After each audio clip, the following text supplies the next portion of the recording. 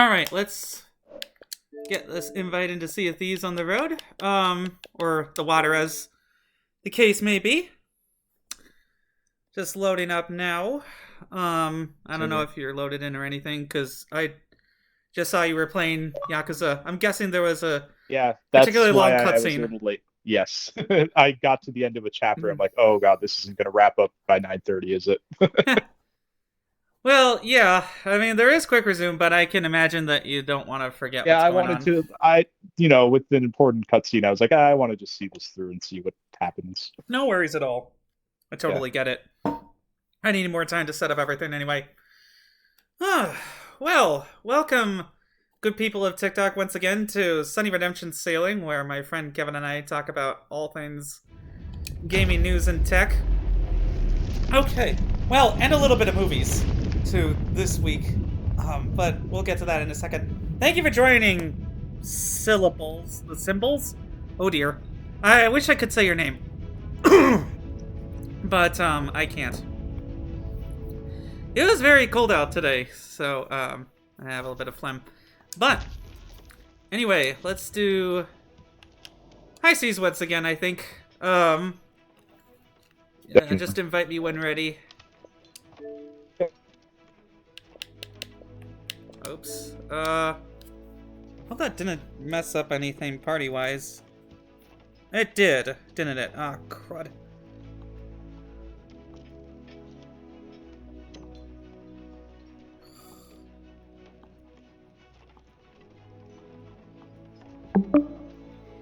Okay. My mistake, everybody. There was a technical glitch on my end that dropped my party. There we go. Okay, so yeah, invite me whenever ready. Yep. In the meantime, I'd like to get your thoughts on the Xbox business update that had the internet so shook up this week.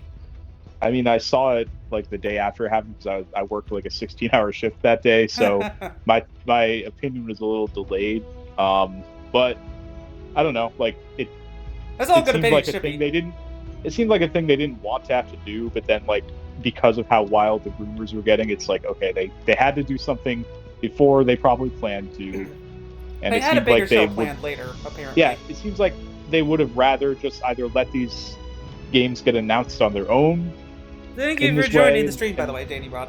But yeah, they kind of were like, hey, let's get out ahead of this before it spirals too much further. Although I don't see how much further it could have spiraled. And I also it got don't pretty see wacky how much by the end there. I also don't really see how much further they got ahead of it, because people are still going to speculate about what these 4 games are. Though, yeah. Well, I feel like even before the podcast happened, people who would probably know were out there saying, hey, it's going to be Hi-Fi Rush, Sea of Thieves, Grounded, and Pentiment. Like that seems like those seem like dead giveaways based on the way that they hinted and he hinted at it too, where it was like, so even without them saying, like, I feel like we have a 99% idea of what they're going to be unless they throw a random curveball. So, those are like pretty much what we're going to expect for now. And then yeah, it's and it like makes sense. they Older also exclusives that are live service are smaller. and they also did leave the door open for, they didn't say, hey, nothing else is ever coming, but they did try to temper to assuage the concerns that people have about, oh, everything's just going over and yeah. And like, why would they say Starfield or Indiana Jones right now? Because, well, for Starfield, the expansion, I forget the name of it, is Scattered not Space, even done. Yeah, that's not even done yet.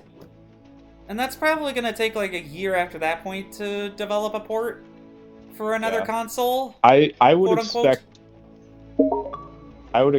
if they were going to do Starfield, it won't be for at least a while longer.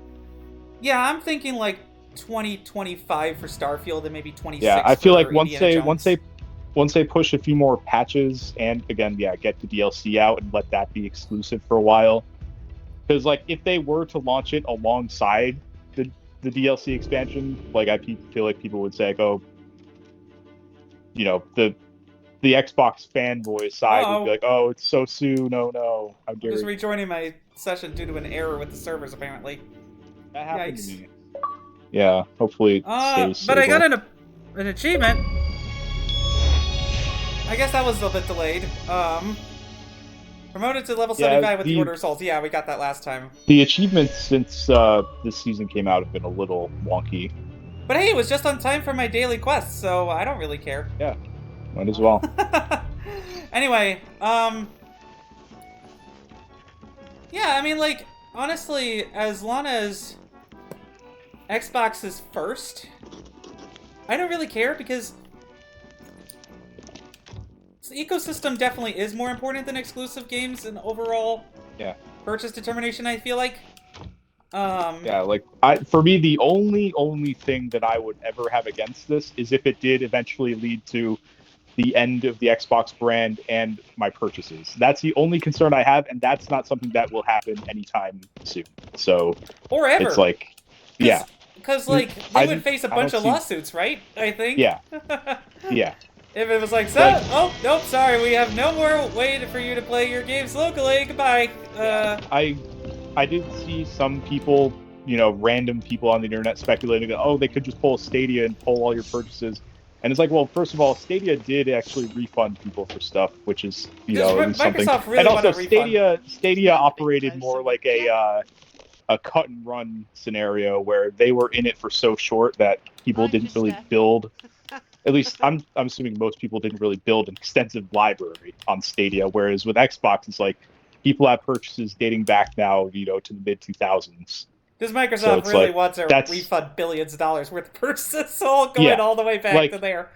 It feels like even in the worst case scenario where Xbox got out of the game of hardware manufacturing entirely, there's no way the purchases would be going anywhere for a long time.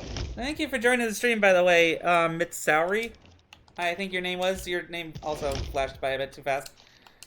Yeah, no, I don't think Xbox is going out of hardware anytime soon, and even then they can just keep their game purchases going on PC and oh dear, that was a long time counting my coins. Anyway. Yeah, so that one concern is the only far-fetched thing that I would have against making everything, non-exclusive, but in the end, that's not I don't think that's a realistic concern at this point. My moot 25-point buck says hi, by the way. To Kevin. So Kevin and I both say hi. Yeah, anyway. So the reason why I think it's trending is because I have a Batman Arkham video that's trending where I'm saying basically hey, I just completed my digital collection of the Arkham series by buying a Steam key for $5 for Arkham Origins instead of $20. Then it would have been another $20 for the season pass and stuff, so that was a no thanks and a half. Do you have an opinion on what type of voyage you want to do, by the way? Whatever you feel is easiest. Whatever you feel is easiest. Let me just see if there's any Reapers, or do you want to check and I'll see what I'll voyage check for Reapers, yeah. Okay. Since you're the captain and I'm the navigator, as per the usual norms. Actually, you know what? I haven't done this in a long time. Do you want to do a treasure vault? I haven't done one of those in forever. Sure. I mean, the last time that I did a treasure vault, that was really fun. I think that was when, oh, that's our old, marks. Okay, from our last voyage. I put one down. Oh, yeah. It was, you went to bed after that, and then I had all those fun adventures with all those 4 people. That was, months and months ago. So, yeah, I do not mind doing that at all. So as long as there weren't any high-grade Reapers, I think we're good to Emissary. Gold orders. Oh. Well. Good for you, by the way, 25 point for getting the Arkham games on sale for under $30 with all the DLCs. Yeah, that's pretty good. I'm betting that was... That must have been one of them big-time Steam bundle franchise sales. I think he's actually on PlayStation, so they must have had a okay. sale. They do bundles on there too, so that would make sense. I don't remember what gaming platforms you're on, my other friend, 25 Point Buck, so you'll have to tell me later. But, if I'm wrong. But, for those of you who have not played Sea of Thieves before and are excited for... Don't forget to emissary before we leave. Oh, crap. We're not emissary yet. Hop off the ship and just do it. I'll just slow us up. I just lowered anchor to be safe. Oops. Yeah. My bad. Okay, so while I'm fixing that goof, oh yeah, it's totally worth it on PC because they have sales on that stuff all the time on Steam. All right, where's the freaking Gold Hoarders Emissary on this island again? Like straight ahead. Oh, there we go. Yeah, there we go. Derp. Yep. All right. Well. There we go. It's been a while since we've emissaried due to fear of reapers. But anyway, so that's one thing is, if, for people who are new to this game, if you do go out with an emissary, then that flag can be stolen by enemies known as... Yeah, well, okay, the game's just telling me, because it keeps doing that with the freaking tutorials. Eventually it'll dive, or... the SS-1000 Sunny towards the sea. Yeah. Wonder how this is going to work with the compass. I guess it's going to dive us... It'll probably dive us to an island near where the compass is pointing, I guess. Kind of weird, but okay. Well, that's okay. Anyway, yeah, it says we're not in open water yet, which is kind of weird. There's been some errors with the servers lately. So that's odd. Okay, there it goes. I'm wondering if this is actually going to... There we go, yeah, okay. Perfect timing. Now as for my friend, my other friend in the comments. If you regret Call of Duty stuff, then wait for later this year, because they did announce, and this was kind of overlooked by the gaming press that was like, oh, we were still kind of right, blah, blah, blah. That, Diablo 4 is going to start the trend of going to Game Pass for ActiBliz games on March 28th. I'm kind of like meh on Diablo 4. My friends will probably have moved on by that point who play this game. I'd be willing to try it, but I'd be willing to try it with you too. Diablo 3 and... What the heck was that glitch? It looked like I was in the air and the ship was like... Durr. Anyway. Skedaddling. I mean, the only... Okay, so... The only thing that was super exciting was the hints towards new hardware. I think this year is when they announced the handheld coming, if they are going to do it, this mid-gen thing. Yeah, possibly. Either that, well, I mean, they're also going to announce the smaller Series S for power consumption reasons. There is a Hateful Bounty Skull here, randomly. Yes. Yeah, as far as that potential handheld goes, like, I'll be interested to see if it's, you know, cloud only like the PlayStation Portal, or if that I doubt it, given that, given Microsoft's extensive knowledge of Windows on handheld mode by now, with all the Asus and ROGs of the world, I doubt that it's cloud only. Yeah, no, that's not going to. Like, if it's cloud only, that'll do pretty much nothing for me, because I can already do that stuff very well on my phone, if I want to. Like, oh, wow, this island's really buzzing with golden compass clues here. That's how... Oh, right, I forgot that's how this worked, is you have to discover the clue first. But hey, we were right about where the compass said we should be anyway. So. Is there more on this island? Let me see. Tell. I think so. Yeah, no, I think this is a, I think this is definitely a handheld PC, or no, a handheld Series S is what they want, I think. Because if they're calling it a handheld Xbox, then they're just gonna make the handheld Xbox at this point. Yeah. I mean, the 4 teraflops is already low power enough. And a lot of games do perform well on the Series S already. It's just that in this case, you would get a couple hours with it before you have to charge your handheld Series S. It depends on the price. I mean, like, under 300 is a maybe, because I could see myself bringing this instead of the actual Series S that's plugged into the wall. But on the other hand, well, the Series S is portable enough that I don't have to care about that so much. And I'm not super on the go with gaming anyway. The only portable hardware that I was on the go with recently was just for testing, and that's the Apple Vision Pro that I am test driving for 2 weeks. Oh wow. They only made me pay the tax, which is $200. So I'll get that all back.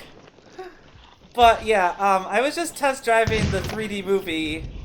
There were a couple of snags with that because of like sharp corner turns that the car took. And me looking out windows by accident, but I had the travel mode on and it was fine. It's probably better than other ways to watch stuff in the car, such as, say, looking down at a screen that can give you nausea. But, like, yeah, no, I don't really do much other than just listen to podcasts or music when I'm on the go. So, while that handheld will be fun for a lot of people, and I think it'll be at an attractive price point, considering maybe they'll knock down the price of the Series S to try and spur sales on that end, because they've gotten all the things that they can from the Fortnite parent crowd at the beginning of this gen. But for people who are still holding out, then maybe $200 convinces them. A $200 handheld for the kiddos convinces them. You know what I mean? Like, I don't think it's going to be 200. If they're trying to make it like Series S level, definitely not 200. Microsoft can afford to eat the loss a little bit, because maybe I don't think they would, though. Phil Spencer's argument is that a handheld will be that undercuts Nintendo in price, is how Xbox restores its glory. Maybe this is the last ditch attempt to convince Satya that, like, hey, we still need Xbox hardware. Please don't get rid of us because we're not. But then putting out a system and taking a loss on it, I don't know if that's like. Well, they take a loss on all the systems. But anyway. But that big of a loss, like $200 trying to outperform a Switch. Well, it's not next year. It's like 2026 supposedly, but they announced it out now, or at least the smaller Series S and the Cylinder X, to like show that, hey, we're on the way to that sort of thing. Yeah, I guess. I don't know. I just don't see necessarily the benefit of announcing so early, I guess. Well, I mean, I guess the handheld announcement would be a bit early, but they said new hardware, so we'll see. Yeah. I mean, I'm guessing what they meant by that is just those leaked redesigns. Right, the redesigns. Actually, that would make a bit more sense. And the new controller. Thank you for joining, by the way, Yusuf Mohammed, on the stream. I appreciate all your support, audience, as we discuss the future of video games, because as a business, video games are having some problems right now, especially with all the people being laid off after all the dumb decisions that the AAA people made during the pandemic and such to just, like, gobble each other up. Poor Embracer. Like, well, not so much poor Embracer, poor but like, Embracer. Embracer sold itself as a group of, like, independent studios agglomerating together, but it really is just a giant corporation, which I don't like. I'm just like, poor Embracer people who joined that ship, hoping to make, like, or were just sort of forced into it. Oh yeah, that's true, through acquisitions. Duh. Ugh. all those developers. Well, the thing is, they don't realize that this isn't like other times that they've done this. Like, developer talent that is on games that take years to make is gonna be hard to, like, just... Then you have to train them, and oh, it's just such a headache. I wouldn't want to be developing anything for a big studio right now in the middle of giant layoff at the moment because, well, it as the live service of everything seems to be dying, such as with Suicide Squad. Like, the big players have settled into the top, and they'll just keep innovating to market themselves out of this problem. Like, Fortnite, they just got $1.5 billion from Disney and a bunch of new characters, and they just changed what the Fortnite is. So they're gonna be fine. I mean, but even Epic is not immune to the layoffs, though. No, so no. Even which Fortnite is doing well does not mean much in terms of actual employee retention. No, especially even though they just got $1.5 billion from Disney, because Disney just did layoffs as well to cut costs with its own crap. But well, like all of these big companies are just giving each other free money off the backs of these layoffs, which is annoying and concerning, and makes me very sad about like the future of video games in general and like this hobby that I love. Although, like, the kinds of video games that I'm choosing to purchase at the moment are not problem-free, I guess, but, like, should be a little better. Like, I hope Don't Nod doesn't go under just because, maybe Banishers Ghost of New Eden isn't the most popular game in the world, though it does seem to be picking up some buzz. Yeah, I heard a lot of good things about it. I don't know how that will translate to sales. Does not yeah, exactly. It doesn't translate into sales all that much. But I picked it up on physical to support Don't Nod, who have been my favorite studio for years, going back to the original Life is Strange. So we shall see how that works out. But like Ryugagoku Studio, RGG. I always get their name wrong. Oops. Ryugagotoku. Close. You got close. Close enough. RGG. Closer than a lot of people I hear tried. Yeah, and I took Japanese for a year. So, though, I guess now I'm going to try French for a year because I am going to go to Europe next year. That's the plan. With a Napoleonic history tour. Anyway. So I'll be learning the language level. Hopefully that will be useful, and I'll still probably sound like a dumbass American for trying to speak French after a year of doing that. But anyway, thank you for joining the stream, Tuz. Sometimes these names go by too quickly. Anyway.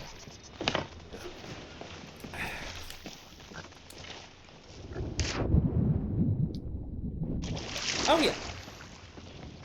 So the more interesting announcement is still definitely the other than. I hope that they have. You know me. I love my physical discs as an option. Oh. Hopefully, that might have damaged the ship. It certainly. It certainly got rocked by the blast, but I didn't see any damage taken. Okay, good. Oh.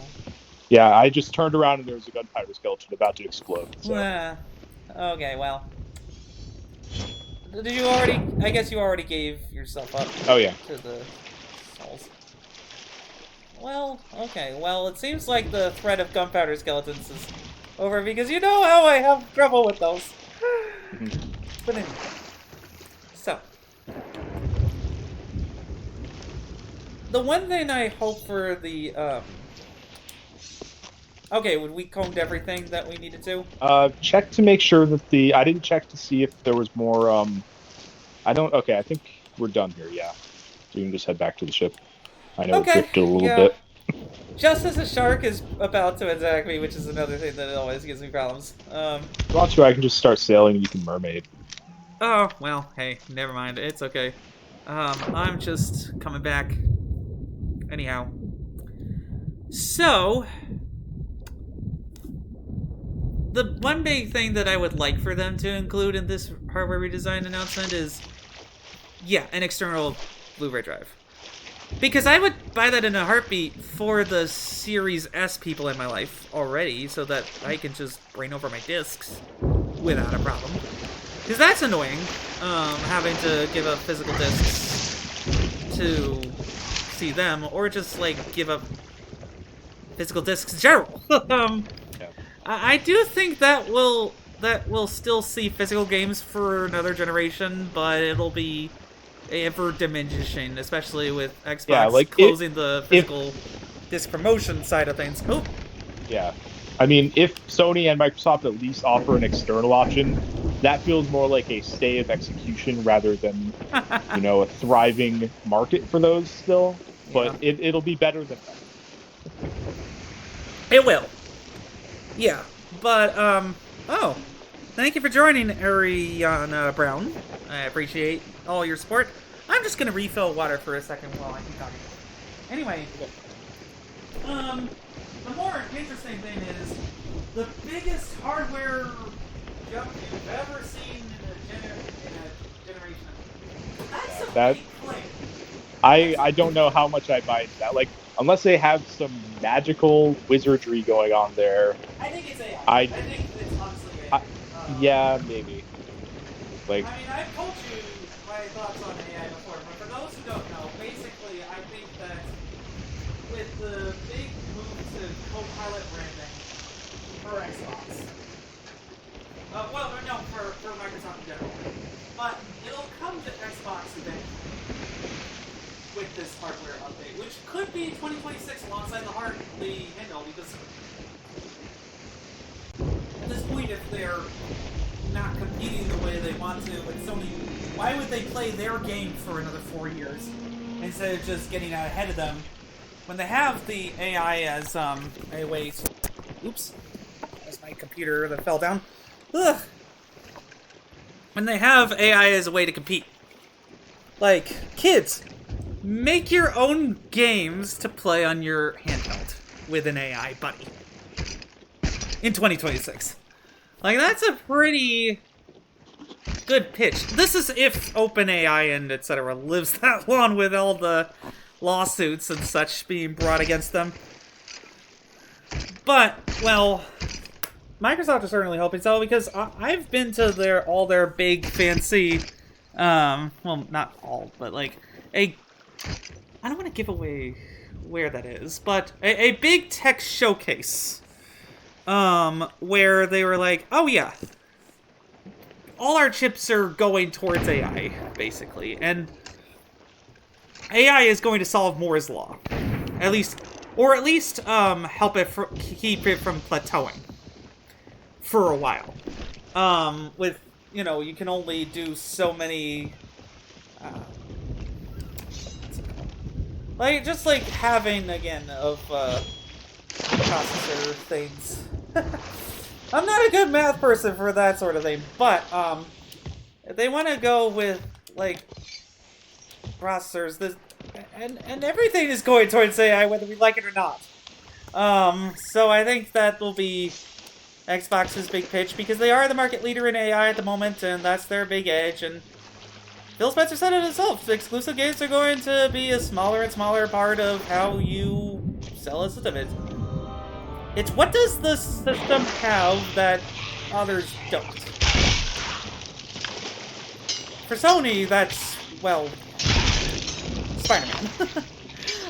For Nintendo, they have the kids, and that's fine, but,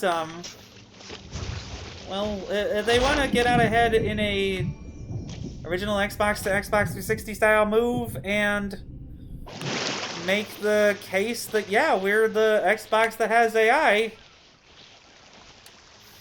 then, well, as much as I hate the environmental impact and such, and the greenwashing that probably comes with it, because Microsoft loves to do that, then yeah, this is where it'll go. Whether we like it or not. AI is going to be part of development. It's what the big companies are hoping will save costs in development too, because I think they were thinking that like all of these alphabet soup technologies like direct storage and such would be taken advantage of, but with the multi-plat development, By the way, companies there's a were just mermaid like, statue down here. that's what I was looking for, but couldn't find before. Yeah. Here we Right go. here. Oh yeah, this is super easy. Thank you for joining the stream, by the way, everybody who's supporting us with your viewership. Anyway. So yeah, and the Xbox Copilot branding makes sense instead of Series blah blah blah. I mean, yes, but to a point. That starts to get redundant. Or not redundant, but like it'll eventually just become so confusing for a lot of people. Like X2? Yeah, I mean it makes sense to the power-hungry people, but like the Copilot 2 is you know a better way to label generational. So as they get smaller and smaller, I guess. This is just a wild out there thing that I don't have any sourcing for. Unlike all of the tech journalists that are now trying to save their jobs from being on fire after they got called out. I mean, I don't think this is like the end of gaming journalism as we know it, but there are other forces there where it's like, oh well, our sites are being eaten by AI at the moment. Let's just go with like the death of Xbox and the clickbaitiest headlines that we can to grab the most views that we can, and then, well, if they debunk it, then so what? We got the traffic, right? That's the thing, is gaming journalism is barely journalism to begin with. Other than like Jason Schreier and a few people like that. And now they're increasingly under threat. And they've decided to like basically go off of back of the napkin sourcing to say, hey, well, Indiana Jones is totally going to PS5, you guys. Like, Yeah, I mean, but the number of like actual journalists I saw going out there and claiming that as more than just a rumor was not really that substantial. I feel like it was more so the just people, the random people out there, and who really took that ball and ran with it. Because some people were saying it's rumored that the stuff's happening. I don't think anyone that I saw was claiming like, "Yep, this is definitely happening." Now, yeah, that's fair. where that rumor came from, I don't know, but it was definitely like this source said, and then this source said. Yeah, it's always going to be like that. But I do feel like it's sort of on people to like understand the distinction between a rumor and a verified in this internet. Report. And yeah, in this internet. That's what I mean. Is like, yeah. I don't necessarily blame the people. You know, I'm not like the messengers. It's like I'm not necessarily saying. I don't know. Like I feel like some people just really took that ball and ran with it to an extent where like they heard a rumor and decided to report that rumor as fact without actually, you know. And I don't think I saw a lot of the credible journalists out there being the ones doing that. I think it was much more so just the random influencers and whatever. Yeah, I mean, I don't really follow those influencers, but the Jez Cordons and the Tom Warrens of the world needed to be knocked down a peg a bit, and now they have, because like now they're just saying, "Oh, it's just 4 games, we can't say what they are," instead of the really grabbing headlines of Indiana Jones and Starfield. Because again, why would they say Indiana Jones right now with the game's not even out yet? At some point, that maybe there was thinking within the company, within Microsoft, of doing that. So, like, for all I know, those rumors could at one point be credible. We don't know the internal. Another treasure on the floor that's random that's distracting me. Nice. Anyway. Like that's one of those things about these rumors is we don't know from the outside looking in, we don't really know which ones may have had some truth to them. Even so, even when publicly it's like, okay, it's only these 4 games, it's entirely possible that at some point along the lines, maybe there could have been more truth to the Indiana Jones or Starfield thing. Right. And again, why would they announce Indiana Jones right now? Because that would undercut the sales. Yeah. If people are just going to wait for 2 years, why So, go out and buy an Indiana Jones bundled Series S for the kiddos? I don't know. Yeah, so I do understand the pushback against journalists for that kind of stuff, but they can only go with the sources that give them stuff, and it seems like the only thing I ever heard about the Starfield and Indiana Jones stuff is there were talks about making them not exclusive. It doesn't mean that those talks ever amount to anything. Right. And then people take the fact that there were talks about them not being exclusive to really just throw their own, fuel onto the fire with their own interpretations of what that means. And that rumor just becomes a de facto oh, this is what's happening because this person said so, even though this person didn't ever say that. It just becomes a game of telephone. Right, and the world that Microsoft envisions is that they are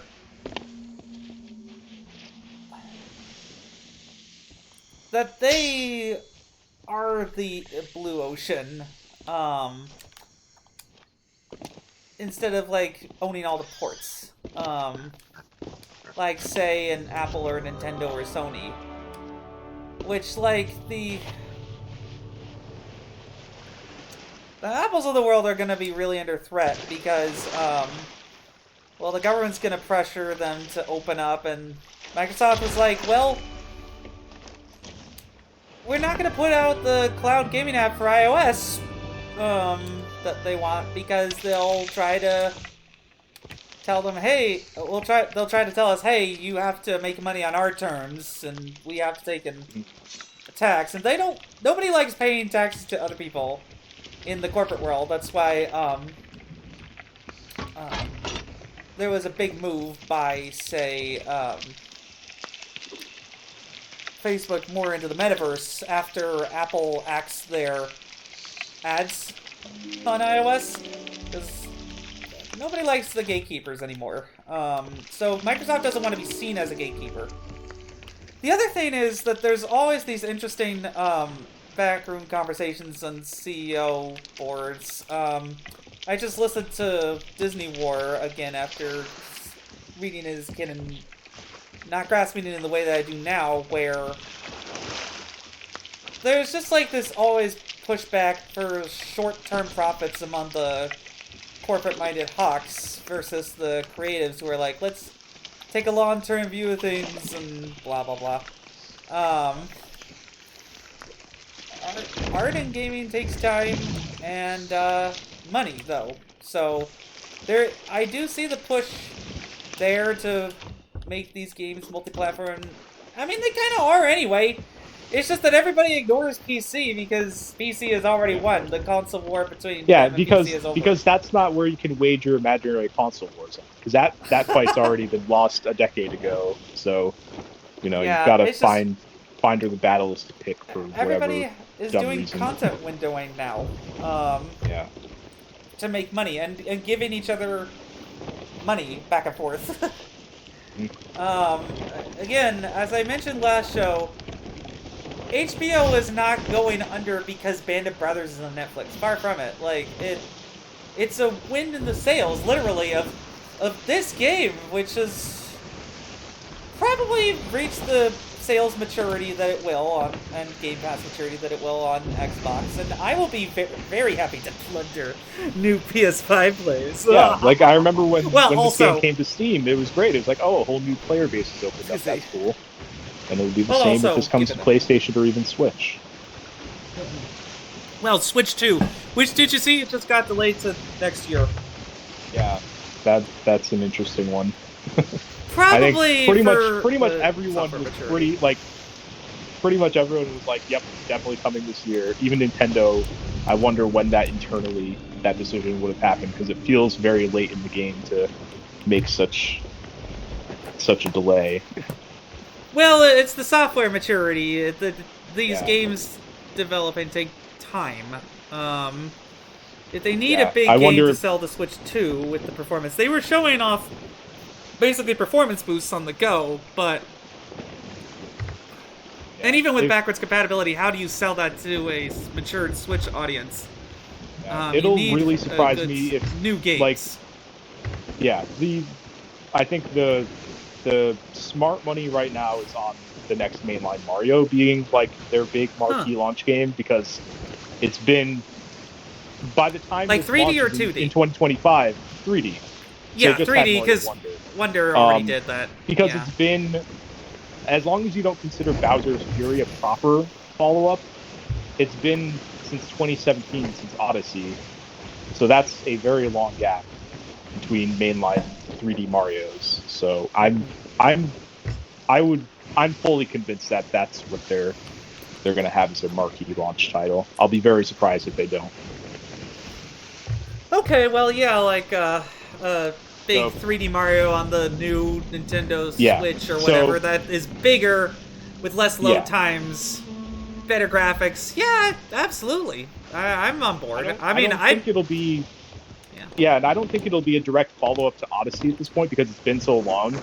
I've seen people say, like, oh, but what about Mario Galaxy to Mario Galaxy 2? And I'm like, that was like a 2-year gap between those. They clearly just kind of kept development going as soon as they wrapped on Galaxy 1. In this case, it's like, okay, they took that team and moved on to Bowser's Fury, which was an interesting sort of like concept for what a new Mario game would be, but not necessarily a full-fledged one in itself. But then they take that and develop a full thing for the new hardware. Yeah, so now I can that takes a definitely long see time. the next Mario game. Well, Bowser's Fury at this point was a few years ago, and I would have to imagine they've been heads down on whatever they are working on since then. And there's been so many delays on things like Metroid 4. Yeah, Metroid Prime 4 is another enigma where it's like, it was originally announced around when the Switch came out 7 years ago, and then it was internally rebooted under Retro 4 years ago. I forget if it was 4 or 5 years ago, but it's been a while. That's a long time at this point since we've heard anything. So I can see that being part of the launch lineup of a Switch 2 as well. Yeah, and just retro in general has been so quiet. It's easy to forget that they exist, honestly, because the last major thing they put out, I know they've had they've done support on some games, but the last major game they shipped was Tropical Freeze in 2014. Wow. So it's been a long time for them. They basically sat out the entire Switch life cycle, unless you count them porting over Tropical Freeze with some minor extra new stuff. For those who are new to the stream, we've been searching for that for a while with all sorts of clues, and now we have the. This is the island, by the way. No, it isn't. No, it isn't. It's one more clue. The compass is pointing this way, but it must be past this island. Okay. But yeah, as far as Retro goes, they've been developing Metroid Prime 4 for probably over 5 years at this point, with nothing to show yet. So I have to imagine that'll probably be a Switch 2 game at this point, unless Nintendo decides to have it as, sort of a final big first-party Switch game. I doubt it. And maybe at that point it would even just be a cross-generational thing. But I mean, that could be. Yeah. Yeah. So cross-gen launch, I like a Wii to Wii, or excuse me, like a Wii U to Switch sort of thing with Breath of the Wild. But yeah, so that's just the biggest enigma under Nintendo right now, is like, what is going on with the 3D Mario franchise and the 3D Metroid franchise, because those have been very quiet since 2017. I mean, for Mario, there is Bowser's Fury, so like not that quiet. We at least know what that team has been working towards, probably in developing a full-fledged game like that. But as far as Metroid goes, like, we've only seen a logo for that game. It's pretty crazy. Oh wow. Well, I mean, that's probably more than people who are looking to big single-player franchises from Sony can expect, because they said, well, we're going quiet a little bit this upcoming year. Yeah, it seems like they're definitely leaning on like their partners a bit more this year. But, because every first party has those times. Yeah, definitely. Like, the Wolverine is coming in 2025. Yeah. Right? Like, yeah, they're definitely... There's always going to be that ebb and flow to your first-party releases. Like, everybody has their lean periods. Where, for Sony, it seems like, okay, they know that their first party's kind of quiet right now, so they also know they still have stuff like Final Fantasy coming out exclusive, so Yeah. that's like a huge boon for them. Then they have Yeah, Rise the of the fact that they Ronin. basically bought out an entire genre Yeah, away from they still have Xbox plenty of for a stuff. generation. Yes, they do still have plenty of stuff. It's not death of Sony, but they feel like they've shored up their moat. Yeah, Um, and Against I do failures in wonder. movies too. Because oh no, keep going with what you were saying because I was about to lead into Yeah, I Madam was Web. going to say, I do wonder if that PS5 Pro is supposedly going to be Yeah, that's a gonna move product soon. later this year. Like, what are they going to ship that with, though? Like, are they just going to have another Astrobot, even though Japan Studio's gone? Are they going to have, I don't know. Or no, that was in Japan Studio. That was Asobo. Or Asobo. I always get them confused. I know, Um, right? Um, One of those studios, like, because Astrobot's always kind of, for the past couple hardware launches, like, besides PSVR 2, but Astrobot's such a good idea in terms of just showing off a new product. Like for the PSVR 2, yeah. PSVR, they had the original Astrobot game, and that PS5 thing that And launched with it was just like, as I sold off my PS5 and PSVR 2, they do that. That'd be another gut punch in the chest, like so after waiting so long to so be like like, I give up, I surrender. Then they come out with a new Astrobot Rescue 2, and I'm like, yeah, oh well, I like got rid of my hardware, so. yeah. Grr. So I do wonder what they will have for a perspective like PS5 Pro at this point. Yeah, I mean, Like it'll be maybe they're holding back on an announcement of something huge that'll launch with it. Will it just be kind of patches for a lot of their current gen games like probably. Ratchet and Clank and I mean, yeah, Horizon Forbidden West? I'm that can sure make that'll be sense. part of it, but I don't know. That would still feel a little bit lackluster unless there was They've some been new like lackluster with first party on the PSVR 2 in general. That's yeah, why sales have been bad, and then they were like, well, we're gonna hold back, and now it's just the same thing over and over again yeah. with PSVR Like fans. Just, like I bought oh, a the gut PSVR punches. the first time it went on like a major discount, and I was like, oh, this is a pretty decent VR headset, and it had decent support. And for PSVR 2, I just have had no real urge to get one. If I was going to I've, get a VR headset, I'd probably just go with like a Meta Quest at this point. yeah, that's interesting. Cause like,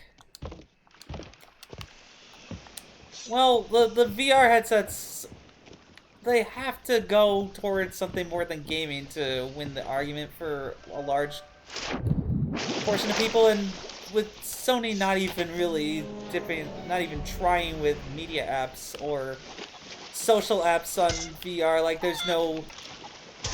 I mean, obviously, no VR chat because of the copyright infringement, including Yeah, a major Sony franchises. that's So, definitely a thing holding me no. back. Is how much of like a closed ecosystem PSVR is compared to a lot of VR things.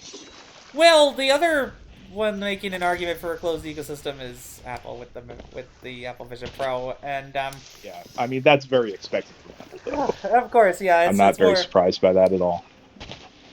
Yeah, there are three things you can do at the moment with the Vision Pro: iPad apps, Safari, and then Quest apps. And there are very few Quest game or excuse, Vision Vision Pro apps at the moment. Um, like one of the biggest ones that I thought would be there was Demio because I was really excited for that, just to like try out a completely controller-free version of that. But it seems like Quest is going to lead in that regard for a while because, well, they have the audience, and also because the Demio developers said they need more time. They basically are making the iPad app, which I gave the $40 to support them, a window into the game at the moment. Like it has depth instead of being all around you. There are very few all around you or even in your living room games at the moment for the Vision Pro, which like part of that is Apple's I think maybe Saturn like willingness to fire early before software was ready. Yeah. Because they were like, the hardware's ready, we make that argument to the influencers who then sell people on the concept. Like me, who's trying it out for 2 weeks and is going to make content on it and will generate the audience engagement. And then the software will come to us. Because we're Apple and the software always comes to us. But this time, Netflix was like, no. Fuck you, Apple. And YouTube was willing to hold fire, too, to try and strangle Apple a little bit, too, until Christian Selig? Yeah, that's his name. Was a hero and developed Juno for YouTube. Which is great, by the way. It is a native YouTube app. But Google doesn't like that, so they caved and said, we're announcing a Vision Pro app is in development. But that's still very little apps at the moment. I think people are waiting for a couple generations to see what Apple's hardware plans are next. And, the all-around me games, let's see. Okay. Well, the game room's fun. It's basically Solitaire and, Battleship that I've tried on my table without physical anything, which is cool. My dad would like that for 10 minutes. Because all he plays is by himself is Solitaire. It has for 40 years. But, like, there's the iPad games, which, like, Devil's Attorney was an iPad game that I bought 10 years ago and still works great with the pinching gestures. It's very static-based, though. Like, with large gestures, though, there's problems, such as in Spider 2, which I have a purchase redemption for from about 7 years ago. It was nice to make it giant, but the large swipe gestures, the arms, are very hard for this thing to do, because the cameras can lose track of you quickly. Even in marquee things that should be marquee titles, like Super Fruit Ninja, just completely forgets where you exist. And the fruit just flies by you. I mean, the fruit flew by Apple this time. They had the chance to, like, wait and have the developers come, to them with more dev kits out there to more than just the half bricks of the world. But they may have centered themselves this time. Yeah, but the thing is, it's Apple. They don't really rely on another gaming. Competitor waiting in the wings, like, as long as they're sort of alone in that space for the most part at that high-end level. Yeah, they can afford to wait out a bit. Yeah, it's not end of Apple, obviously, but it's a big gamble for the company to be the one that's staking out the flag, and it is a very, very powerful flag right now because, but they really have fumbled the ball with the content here, because even for movies, which I was really kind of excited about, they didn't upgrade your Movies Anywhere movies to 3D. They hid that from people. I don't know why they did that. Was that a software thing? Was it a licensing thing? Squabbles? I don't know. But it's not there, and, people like me are, like, who aren't either, owners or trying this out for 2 weeks. Which I've talked to people like that. They're like, oh, well, I'm trying it out for 2 weeks, but it's heavy, and there's not as much content right now.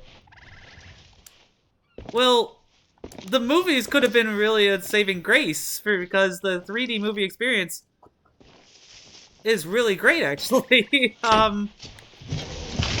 That's the biggest argument, is the watching experience is really fantastic.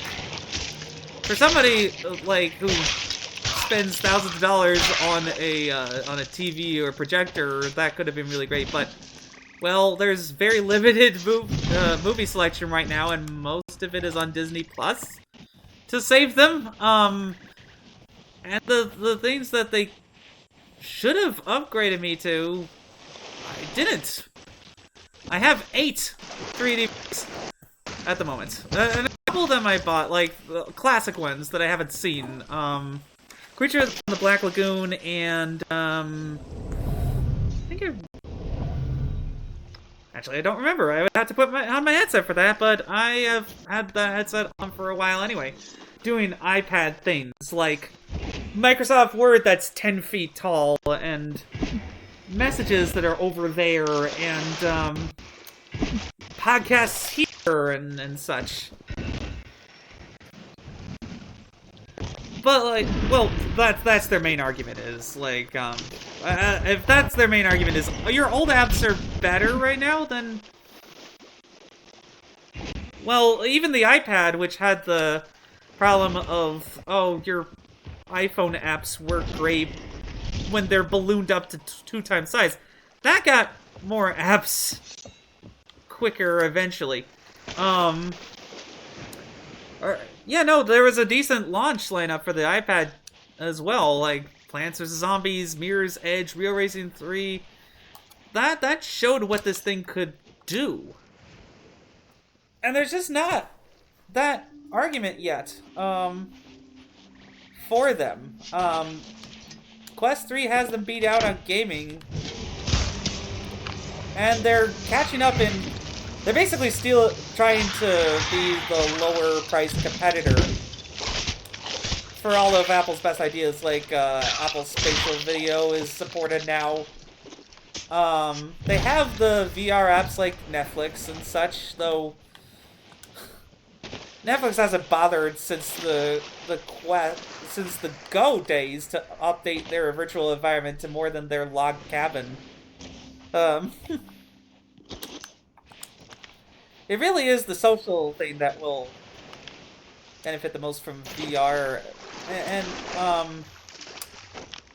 that's not coming to Apple without a not jailbreak, without the government forcing them to sideload, which Apple doesn't want to do, and they're kicking and screaming with this core technology fee bullcrap and the 27% commission on the web that basically makes it and we'll come and find you kind of things that are trying to stifle competition in their bed.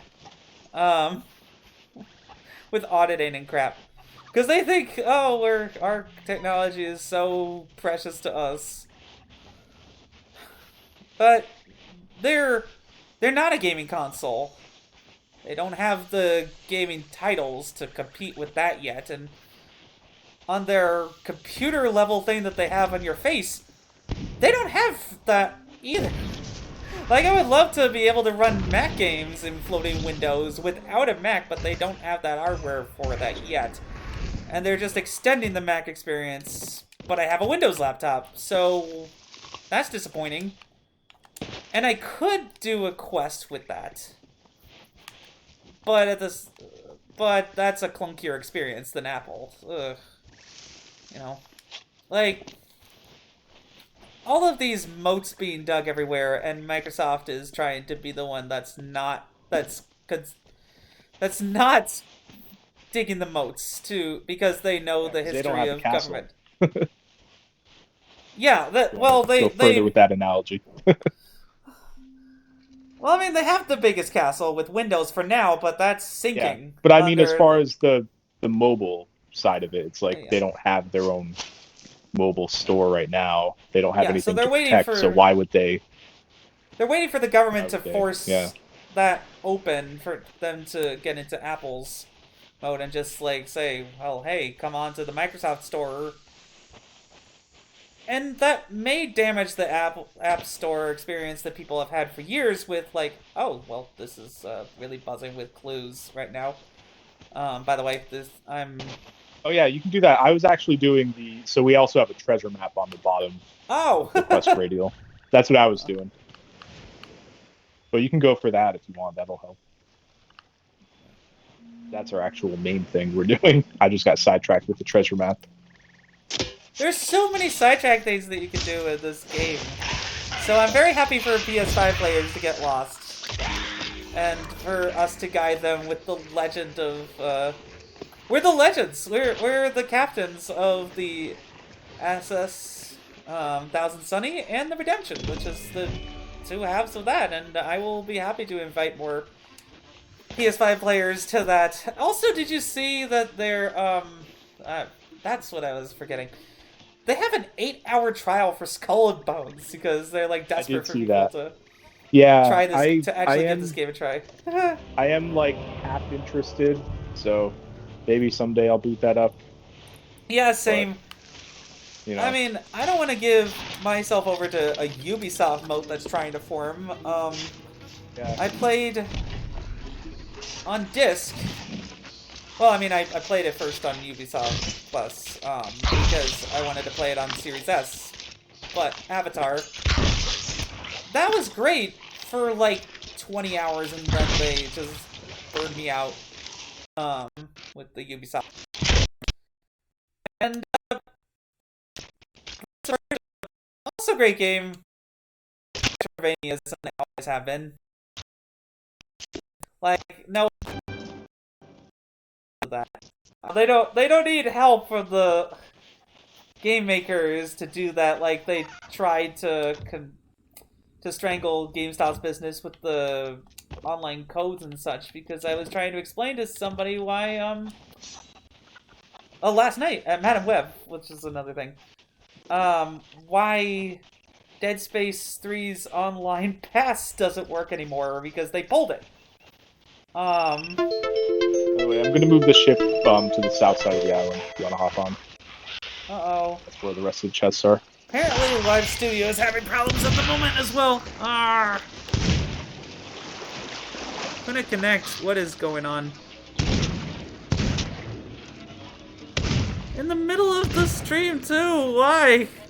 Maybe it's just like too popular right now. Their demand is buckling their servers. No, just kidding. I appear to be a good mid-sized creator with 1250 followers at the moment, but I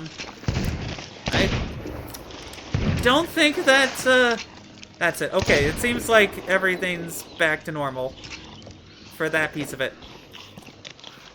Because again, it is very lucrative to build your own moat, but if they're going to get rid of discs, then I do think that legal key stores need to be more of a thing. Because, as I mentioned earlier in the stream, I was able to get Arkham Origins digitally for $5, and Steam let me. Like, even that's their competition to them, is just like, hey, if you want to be cheap about it and buy a key from elsewhere, then we'll let you. And I do think that part of it will be, like, okay, you can bring over your discs that we don't support it in an emulator environment that we have, at least for Xbox. That's what I'm thinking of right now. But PlayStation, well, it seems like it's 3/4 disc sales and 1/4 digital, because they're having the early iPhone problem where Apple tried to cut themselves down, but not too closely, with the early 4GB model being, I believe, $500 after carrier subsidy. And then the 8GB model was like $599 US. But it was only $100 difference, so at that point, people who were wanting that picked the double the storage. Yeah. Sony kind of did that with the disc model being only $100 cheaper. So they're trying to do that now with the Slim. But it doesn't seem like the Slim hardware moved the needle as much as they were hoping. Will the Pro? We'll see. But if they make everything more expensive, how much do you think? What's the price targeting for the Pro hardware? Let's have a prediction game. I would guess at least more.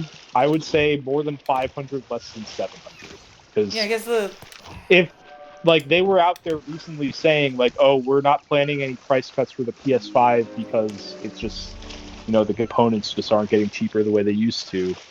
Then I wouldn't, if we're not expecting a PS5 price drop, then the Pro has to, I would guess, be at least in the $600 range. $599 US though, yeah. haunts them to this day. Yeah, I But it guess. is a Pro, so there is the install base this time, Yeah, so and that doesn't haunt them as again, much. people who remember the 599 US dollars thing are Like us. probably, yeah, like I mean I remember that because it happened and it was a huge meme at the time, but it was also in 2006. Right, There's a when whole most of my generation of people playing audiences, games who do not care when about any of that stuff. most of the people who see my content were probably not even a twinkle in their daddy's eyes at this point. Yeah, that's what I mean. Um, Like that kind of stuff only goes so far. Like if that's a price point they want to hit, some old 17-year-old internet meme is not going to stop them from no, that's true. launching at that price point. Or maybe But on the other hand, they'll that make price it like point will be 589 US dollars or something if they really are still seething over that, you know. well. Yeah, I mean, internet memes are pretty powerful because that one joke of over their line to over a bad trailer line that wasn't even in the movie tanked Man and Web. So, and then they tried again. Oh, well, they tried another bite at Apple when the internet made fun of Morbius, but that didn't work. So, I think that. Well, I mean, that obviously that's marketing, etc. They tried to increase the to PS Plus this time around with movies, but their movie store sucked.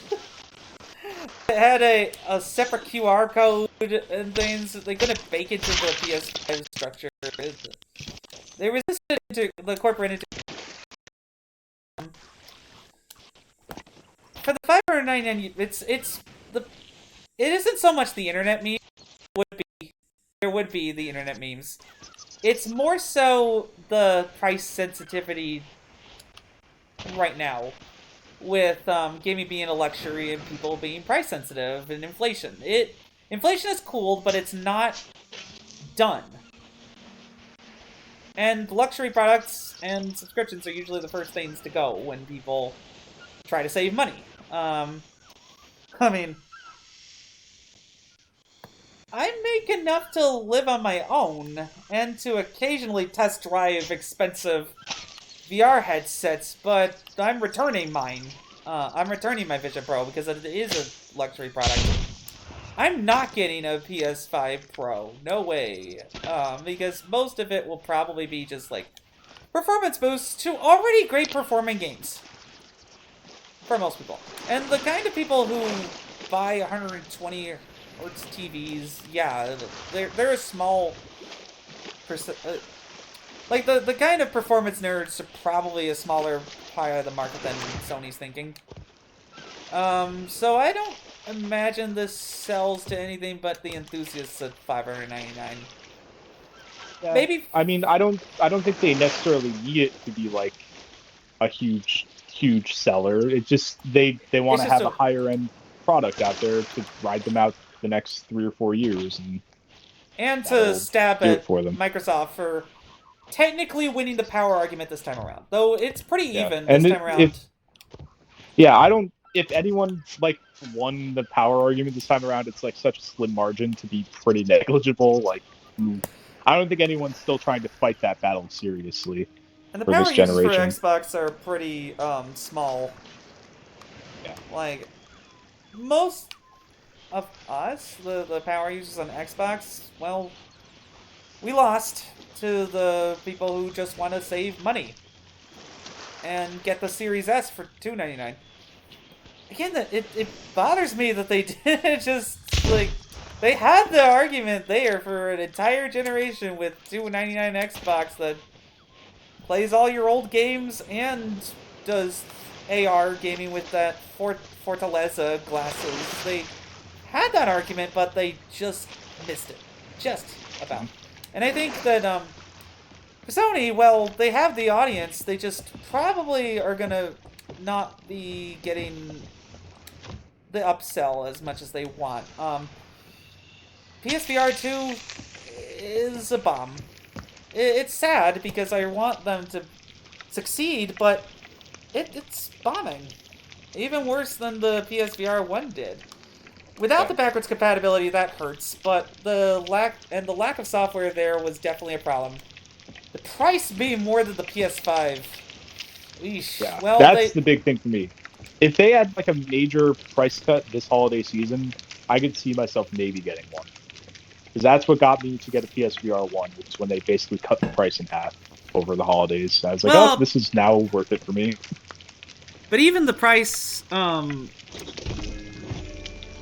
at launch for the PSVR 1, well, it didn't include the camera or the controllers, because they basically hoped that you had a bunch of Move controllers lying around that you could dig out of drawers. They can't save themselves with that argument, so I'm not sure if they will, with such a small audience. Maybe? But, like, VR just by itself is not a winning argument right now. People want mixed reality. They don't want to be completely isolated. And that cable. I mean, the cable is definitely better than the PSVR 1's setup, but it's still a cable. And I noticed this too with the Vision Pro, is the cable does get in the way occasionally, and I have to carry around the batteries, so people, I think, are gonna just wait for VR until it's portable. And it's more integrated in a whole of software solution with mixed reality that doesn't feel like you're just completely closing yourself off from the world. But on the other hand, when you do want to close off, they don't have the social experiences either, like we mentioned earlier, that really help with that argument. They have, like, Poker Stars, which I forget what they renamed themselves to, but that's about it, for PSVR 2. I think the PS5 Pro will help with sales overall, and maybe that will make the case for the really enthusiasts that, like, oh yeah, it'll even make it'll make, because if you're really a VR enthusiast, then, well, yeah, it's expensive to get a PS5 Pro and a PSVR 2, but on the other hand, really high enthusiast VR on PC is still way more expensive than that. Yeah. So they're still trying to find that middle of the market thing while still being high margin. But, like, high end for middle of the road is kind of a narrower and narrower thing for Sony, especially without new first-party software. And I think you mentioned the Servo earlier in the show, but without first party, this is not gonna work out.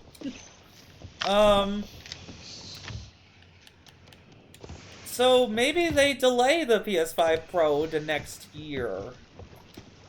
But on the other hand, what happens if Microsoft fires early with 2026 next gen, and then they don't have anything ready? Yeah, I feel like if they really wait too long on a PS5 Pro, it would be like, well, why not just save things for a PS6 that's coming, in the next 2 to 3 years. Nobody likes to just be stuck at one hardware target anymore, though. So yeah, I think they do fire with a PS5 Pro, but then Microsoft announces early generation start in 2026. Yeah, it'll be really interesting to see what each company does, because I feel like Nintendo will go their own way, as they always do. Well, Nintendo's kind of like out of this conversation at this point, because they've been doing their own thing for so long.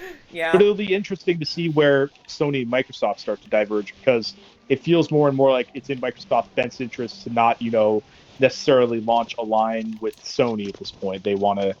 Right, because Sony ate their lunch 3-1 in the launch, and then they tightened it up to 2-1 in overall. Yeah, but it's like,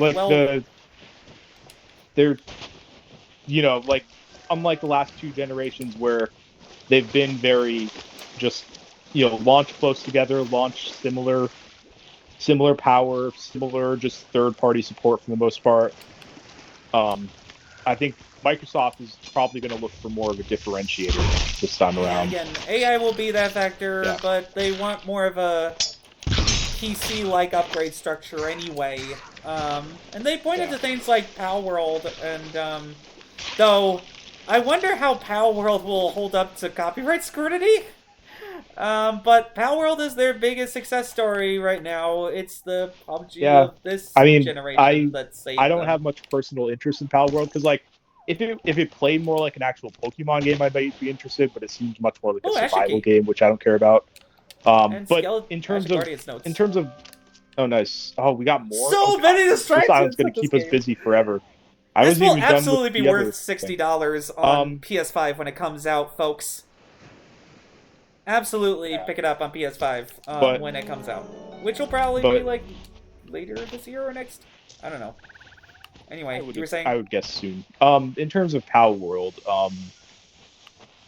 I feel like if the Pokemon Company or Nintendo were really gonna seek anything legal from them, they would have probably done that already before the game's really had a chance to establish itself and blow up in the way it has.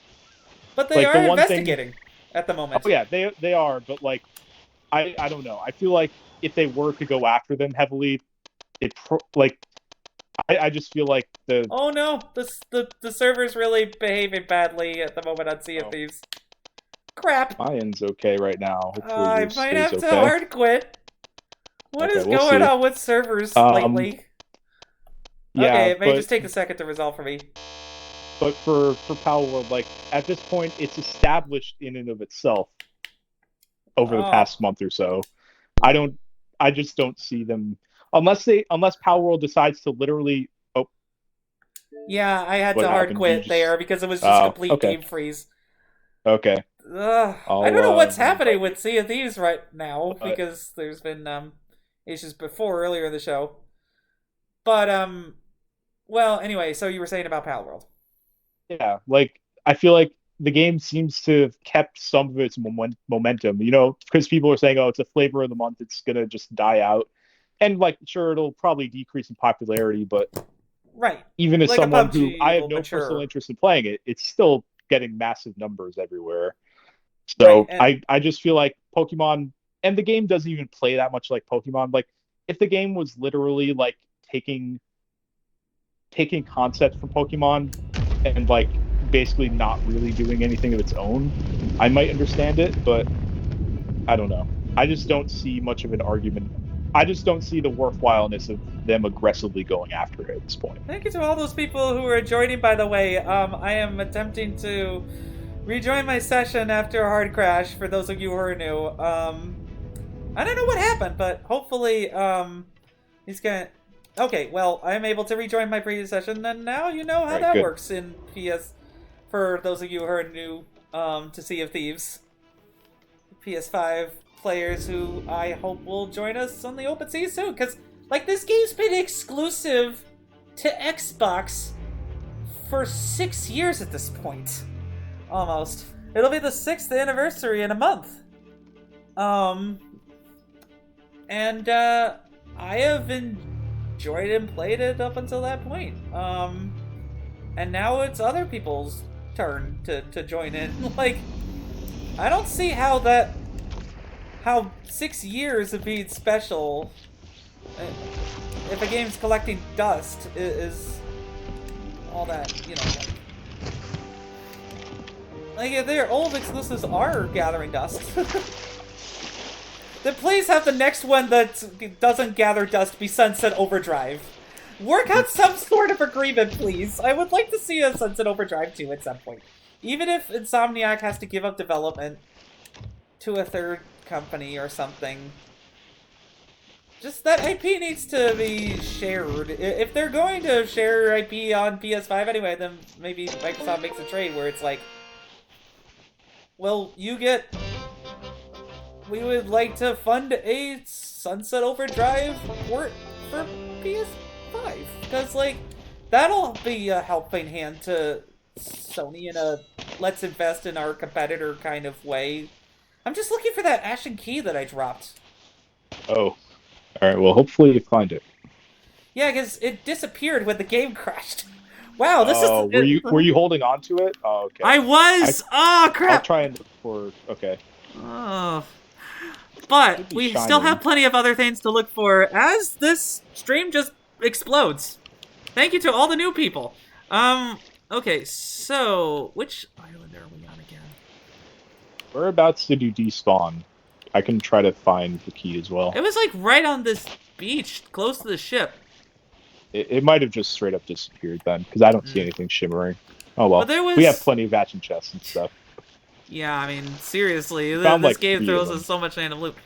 Well, Yeah. okay, so we're probably on Mermaid's Hideaway at this point, and I just have. You know what? I'm just gonna do a random treasure search to make myself less sad that I lost the. That I lost the. Okay.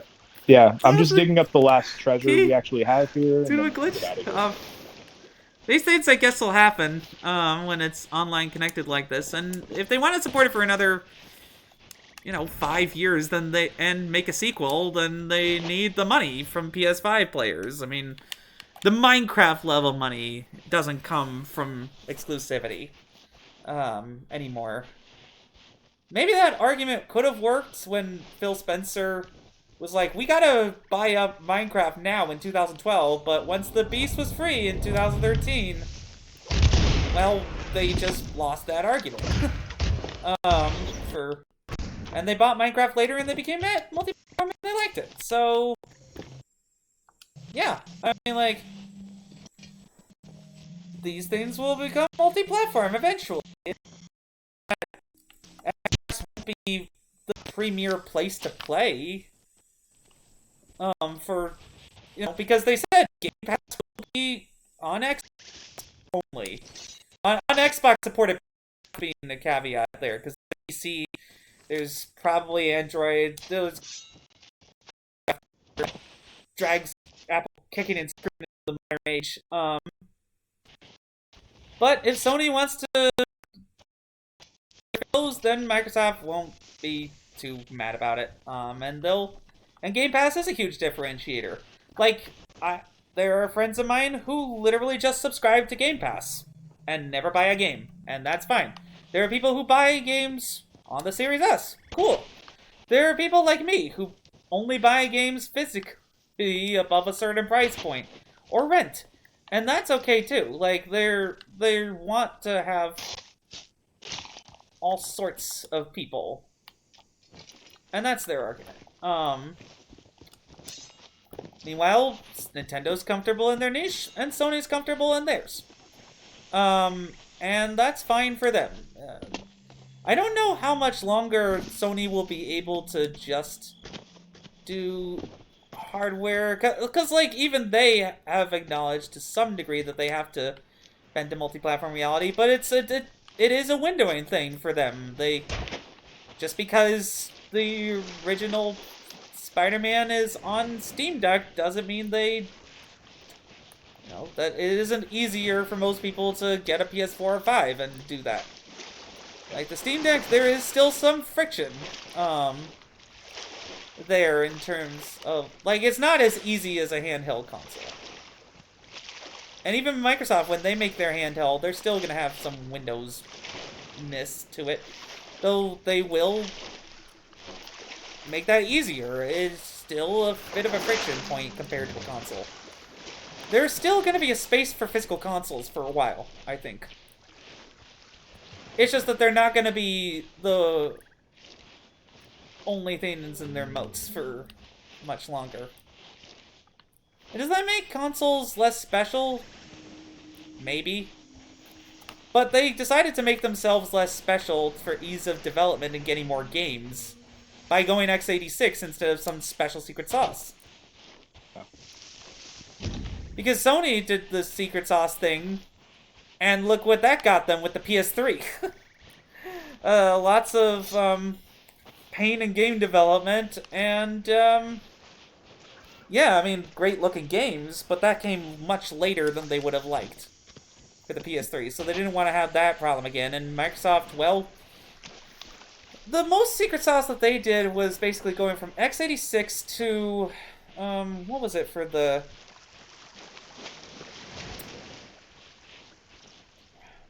what was that? For what, the 360? For the 360, it was very similar to PC? It was very similar architecture to Macs, actually, before Intel, but I'm forgetting the name of it. PowerPC, right? PowerPC, thank you. Thank you. to PowerPC architecture. But that was already established, too. Like, the secret sauceness of consoles is long gone. Another Ashen Guardian, okay. Well, at least it's another opportunity to get an Ashen Key after I fumbled it. Literally. Though apparently I just learned that, speaking of fumbles, that the Super Bowl was the most watched event since the moon landing. Yeah, I mean, there was a confluence of factors there, like Taylor Swift being there. I mean, that certainly got me excited. It being in Vegas. Okay, let's try this run again without the crash. Sea of Thieves, thanks. And it being streamed as well on Paramount Plus, which there were errors for many people, but I came back later and it was fine. Though I haven't engaged with Paramount Plus much since then, even to watch Halo, which I should, because I've heard it's good, but, like, anyway. And did you hear also that Paramount Plus is considering merging with Peacock? I mean, I don't think the companies are going to merge, because that's a bunch of regulatory scrutiny they don't want, but a streaming service... Streaming services are going to be like 3 or 4 to survive. Most markets, when when the free market is just involved, are only going to support 3 or 4 mixed players. Nope, I'm dead. Oh crap! And I'm about to beat 2! Oh, fatality. Well, that was a lot of explosions, which you're gonna have to get used to at some point. Is the dying PS5 players? So enjoy that. They did update the touch controls as well for those people who are joining that way, I suppose. Apparently all cloud games now have some sort of touch support. According to this update, I may have not have actually paid too much attention I didn't know that. Well, I know when you try to launch games without a controller connected, it'll be like, nope, you need a controller if it's not touch supported. So I wonder if that's not the case anymore. Maybe I'll try that out before we go to bed. Maybe, but you'll have to let me know, because I'm not really into phone gaming as much anymore. Even with Resident Evil 4, I just had it installed on my phone and didn't do much with it. Though, again, oops, my more tech problems, everybody. My Xbox controller is done for. And needs to charge again. I mean, the battery's holding up well since you gave me that by the way, thank you. But also, thinking of of stuff you gave me, my copy of Enchanted Arms that I sold hasn't reached the buyer yet. Oh, that's bad. That is bad. But the battery, again, is holding up pretty well for the most part. Yeah, I mean, I'm surprised at how long those things last, because I bought those both in 2014. Both those play and charge kits. I wonder if they moved to, for C-Bile, I believe the name is, for the controller. Internal battery, sure, but still swappable. Like, internal battery by default. And then make it $69.99. I would definitely prefer that. I like I still like having the option for AA's, even if I've mostly been using play and charge kits since I've been using these controllers. Like, I do like having the option of just throwing in a AA if I need to. Right. I don't think they'll do closed door entirely like PlayStation. I mean, my PS5 battery lasted a very... Like, I never had a problem with it. Recharging and such, compared to, say, maybe I got a limit, because my PS5 battery lasts like 4 or 5 hours max. Well, I don't know. And it's been like that since my launch. PS5 was also kind of... I mean, this was also partially my fault. I did not use the stand, and still had it vertically, because the stand I thought was superfluous, because it seemed fine. But apparently what happened is the thermal paste slid off, and it died. Yeah. It didn't die consistently enough for the GameStop person not to take it when I traded it in, but well, I mean, these hardware things just kind of happen in the 1% of cases, and it just happened to me for some reason. These reliability things have been mostly solved for 99% of people, so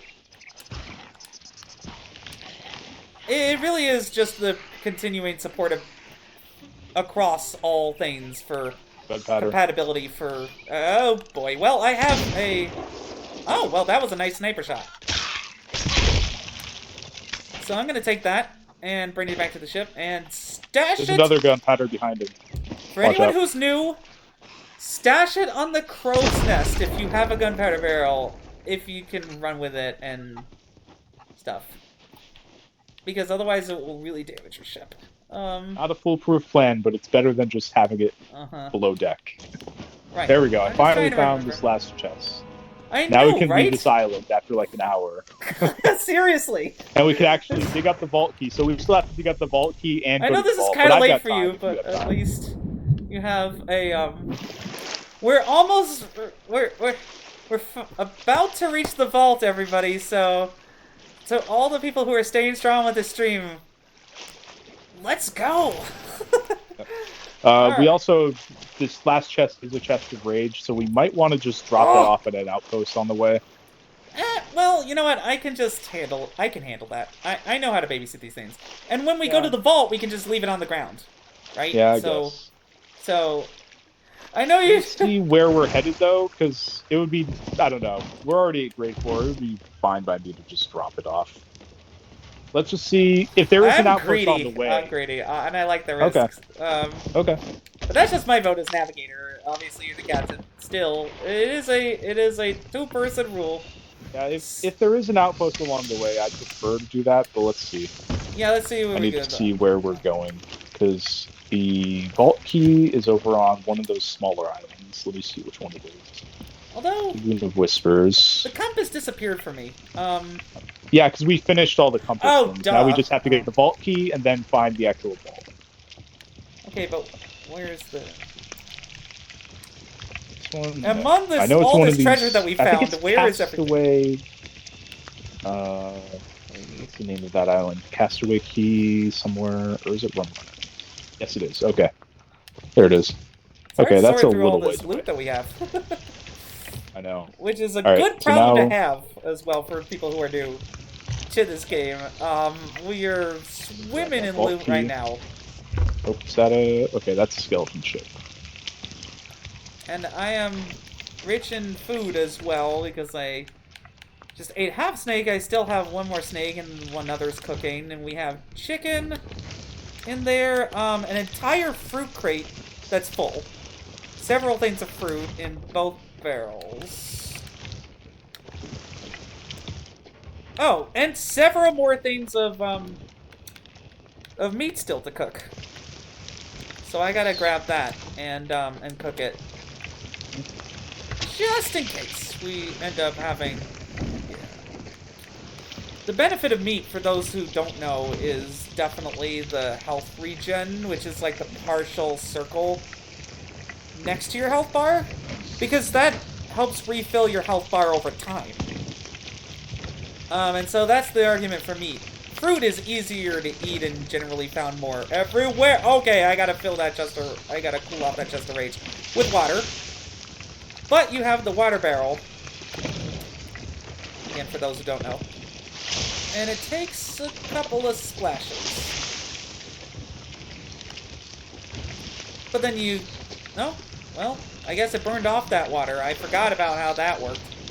I thought that the water would be on the ground, but, I was wrong. Well, let's do the water barrel. I can see why you kind of wanted to get rid of this. But it's for educational and entertaining anyway. Okay, now things are... Now this guy's not as grumpy. Okay.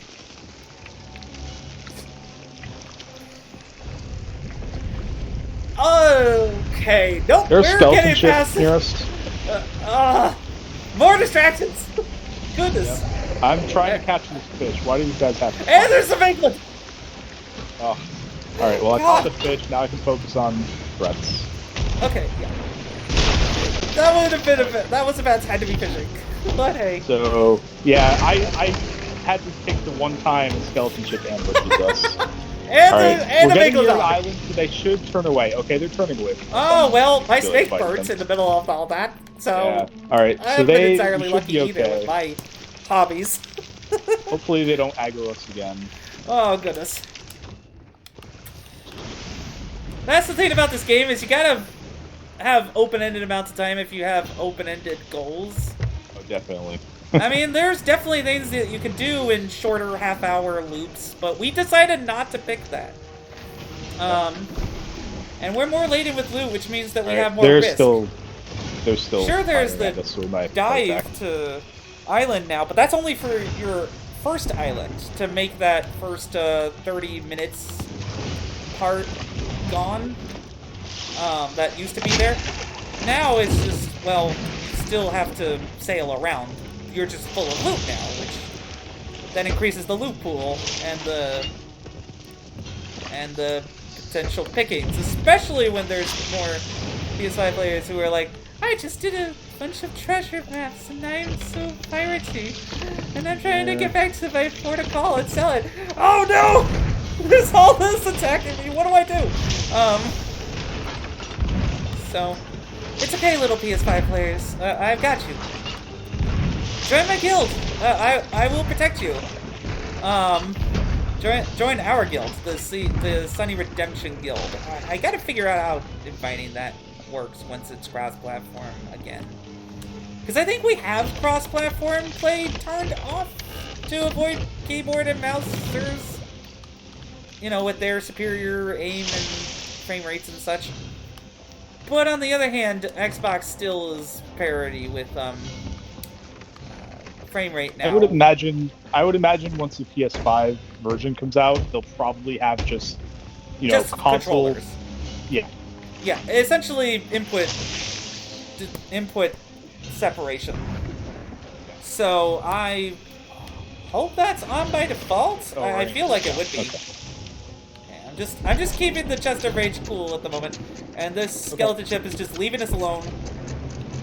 Yeah, they're like over there, so I'm just gonna sail away and see if they aggro us again. If not, whatever. They have enough loot. I'd rather just do the ball. I heard a cannonball noise, but I may have just been paranoid. They're firing at us, but they're way back there. So. Yeah, no, they're. Let's see if they do catch up to us, then we'll keep fighting. Because I did fire a good 8 or 9 shots on them, so they are weakened, but. I'd rather just get on with the show. Yeah, exactly. I gotta cook more chicken as well. Because the other thing that I forgot to mention to our audience is that you can sell this food directly to the. Why do I keep forgetting their name? The Hunter's Call? Well, yeah, the Hunter's Call, but the Sovereigns. There we go. The people that you sell that you can sell everything to, but you still have to go to the trading companies for your reputations and such. And you get your voyages directly in the menus now, at least. So there's that. But to buy stuff from them, you still have to go to their tents. And you have to know... You'll eventually figure out where they are, new players. It takes a minute to remember that sort of thing, even for experienced people like myself. Because, I'm used to doing everything through the Sovereigns now. Or a lot of things through the Sovereigns. Because we don't emissary often as well. Oh my god, stop it. Just a rage. So I'll go dig up the vault key real quick. And sure, I'll keep babysitting the chest of rage. Oh wait, no, if we're just looking for something on the island, then I could just put it in the ocean and leave it alone. Yeah, that's fine. Then help you look. Shouldn't take me too long, though. Yeah.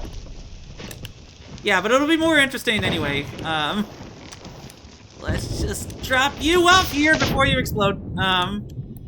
Although it could have been a good weapon against them.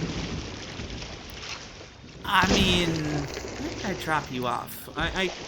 Nah. It's too slow compared to just shooting them.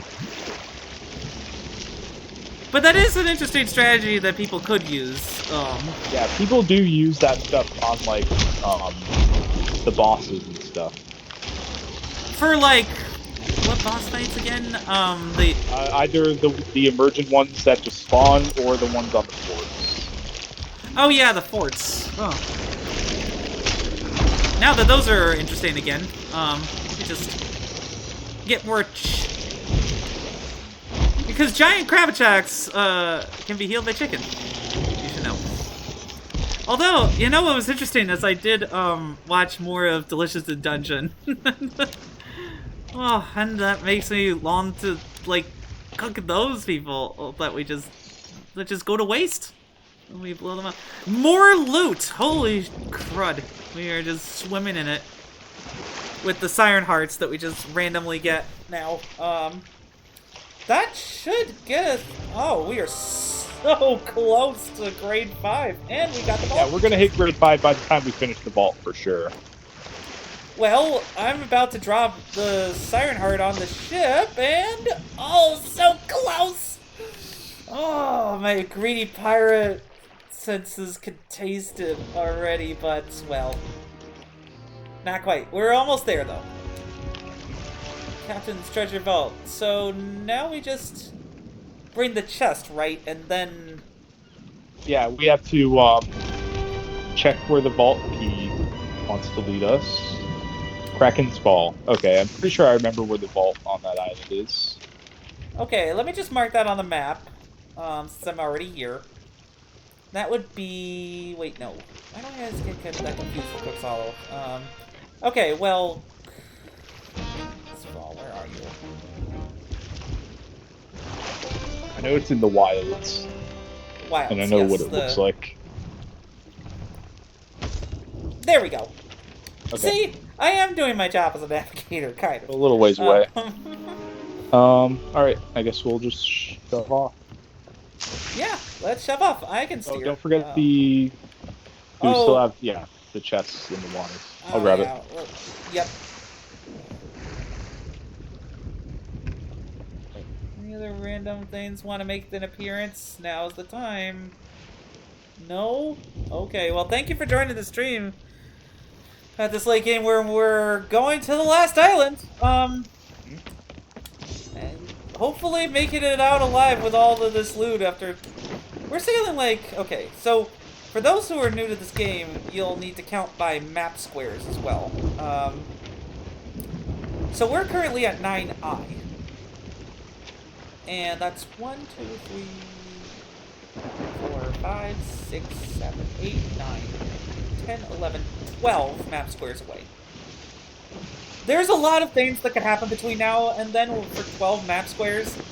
I don't see any Reapers, which is a good sign. Yeah. Servers seem pretty quiet so far. And you know, the interesting thing is that,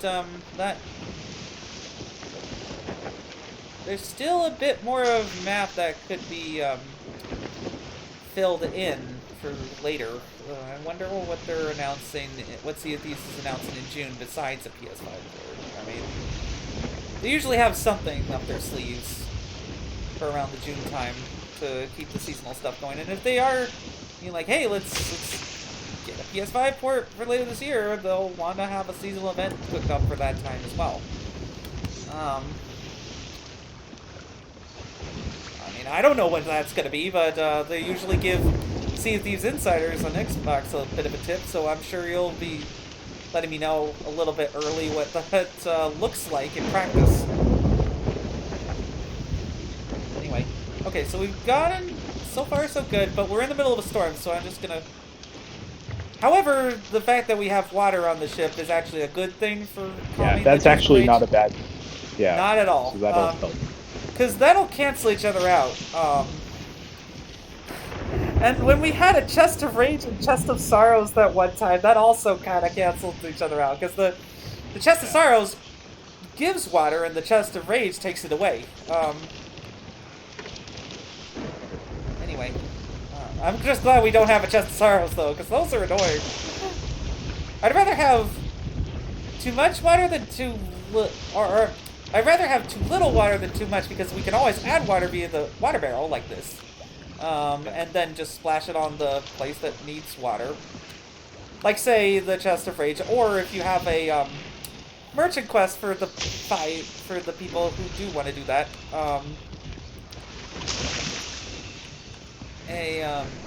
The plants. Those can be fed via water. I don't know how that works since plants usually don't grow in, except for like kelp in seawater. But you know what? It's Sea of Thieves. It's Sea of Thieves magic where everybody resurrects. Lots of times and there are magical mermaids, so you know it's just kind of go with it after a certain point. Anyway. Well, I mean, the other point that Phil Spencer made was interesting was games being bigger than entire platforms, like Roblox and Fortnite. They are platforms unto themselves. And the hardware just supports that. So Sea of Thieves, like, it's too limited to become a metaverse, but I could see it really exploding across all sorts of things. Like, if a handheld Series S is in the cards soon, and it plays Sea of Thieves well, and there's all sorts of places where you have internet anyway, then Sea of Thieves is part of the argument. Handheld Halo, handheld Gears. You know, I mean, the definition of Xbox hardware is going to grow, because that's what anchors the business. That's the argument that I've, you know, held in my heart for as long as I've been an Xbox One owner, and yeah, I was a little sad when, like, when it was going to PC because it felt less special, but on the other hand, well, that was not me. I was still getting first-party games, just not as many of them as I would have liked from that first year and a half or so, like the Rises and the Sunset Overdrives and the Titanfalls. I wonder, though, how many original IPs there will be that will really be big in gaming over the next few years, instead of like just IP tie-ins. Xbox needed a win on the IP front because Sony has Spider-Man in their corner for it, and now Marvel, it seems, for a very long time. Like, again, in a I would argue a almost line crossing amount of time for just buying off entire segments of the market that seems a little oligopolist to me. But then again, that's where we're headed in culture, and the government seems very unlikely to stop that, given the failure of the market, of the case against the Activision mergers. So, and we'll see what the Game Pass quarter is like when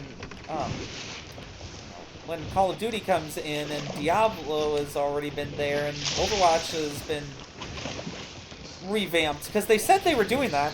I'm interested in that a little bit. Like, I mean, I'm a lapsed Overwatch fan at this point, but they said they're doing big things, and to stay tuned, I guess, on that front. And if you have a handheld Xbox that can play World of Warcraft revamped for consoles, I mean, they could do it. They could certainly make an argument for Activision Blizzard games being on the handheld and kickstart the portable Microsoft Store that way. Then you get Android hardware and iOS via sideloading. Yep. Now you're cooking with gas.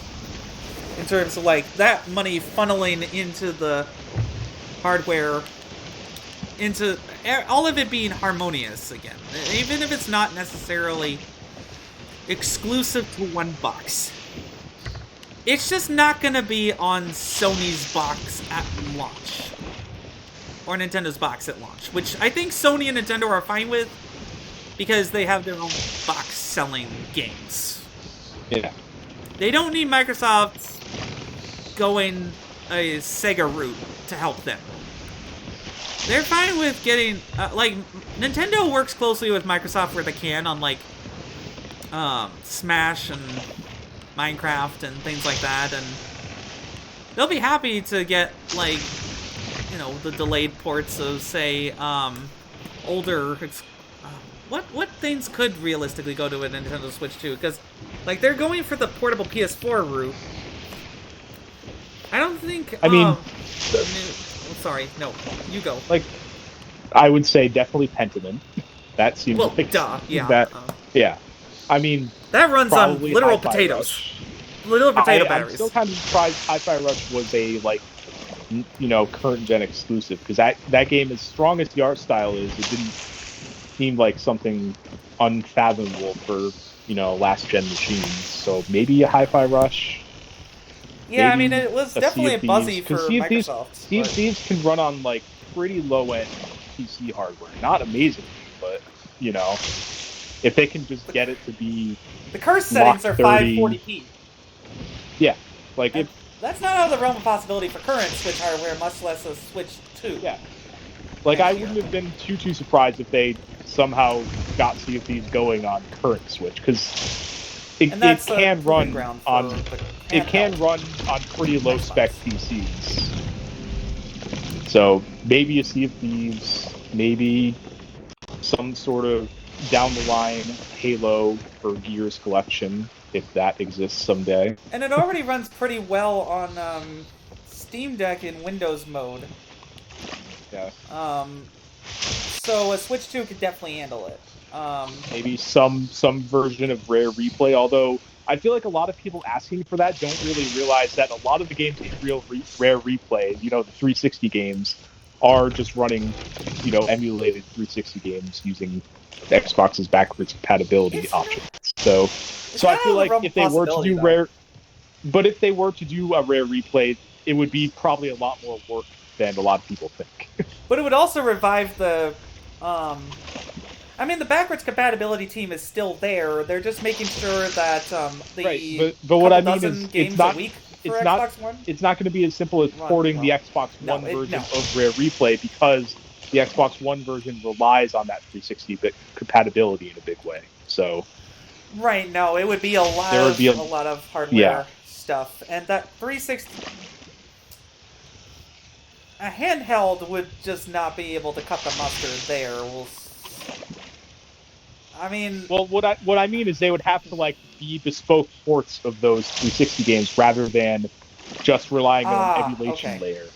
It's not so much that they would try to emulate the 360 on the Switch, but that they would have to do. Right. They would either have to make it a neutered version without those ports, or do a lot of work. We're almost there. So let's just drop off the chest of rage in the ocean. Yeah. And I'm going to try to remember where the vault here is. In fact, it might be better. Let me figure out where the vault is, then I might want to move just a bit closer to it. That makes a lot of sense, I remember, we'll have a lot but of I don't. Move over from there. Okay. Lonely rocks near Twin Palms beneath the great rock spine of the island. Okay. Nothing notable in the rowboat chest. I remember. So we can just ignore that, since we already have a rowboat of ourselves. One good strategy for those who are new is just to load up your rowboat with loot as well, in the event you need to bail close to a port. Like, one person could go out in a rowboat with the loot and sell it, while the other person takes the main ship and distracts from, say, enemy players. But it's a very risky gamble, because people can see you doing that. And especially the veteran Xbox players and PC players who are going to be, really hunting for this sort of thing. It's gonna be risky. Let me tell you that. But it can work. So I'm helping with the vault finding, mostly by following you. I'm trying to remember where exactly it is. I know it's somewhere near the middle-ish here. Exactly. So the clue on the key is the shark awaits in lonely rocks near Twin Palms beneath the great rock spine of the island. So I know it's somewhere around here. Yeah, I looked over here. Maybe I missed it, because I know there's some twin palm trees over here. Well, that's a clump of trees. That's not it. This twin palm trees, maybe. Yeah, that's where I was looking a moment ago. Yeah, you trying were. to look and see. Forget. And by the way, keep an eye out for other clues for other riddles at some point. PS5 future Sea of Thieves players, because there was lots of art on sides of islands that you'll need to make note of. And it's a matter of just figuring out where to place the key, right? So, oh wait, Yeah, there's. there Oh, we you go. found it. Nice. Okay. Yay! All right. Perfect. Okay. So. And 1 out of 10. So now the rock is opening Goonies style. I need to see that because I saw the trailer for it leading up to Man of Web, which I saw last night with one friend because our group bailed. But it was fun. It was a fun movie. Like it wasn't. It didn't take itself too seriously. Okay, so anyway, picking up the gold is one way to make money, but you really want to just get as many chests as you can and just place them outside. Especially with our emissary multiplier, because those chests will be worth quite a bit more. Right. I just wanted to show the gold picking up process for the newbies as well. Okay, so a relay system is probably in order.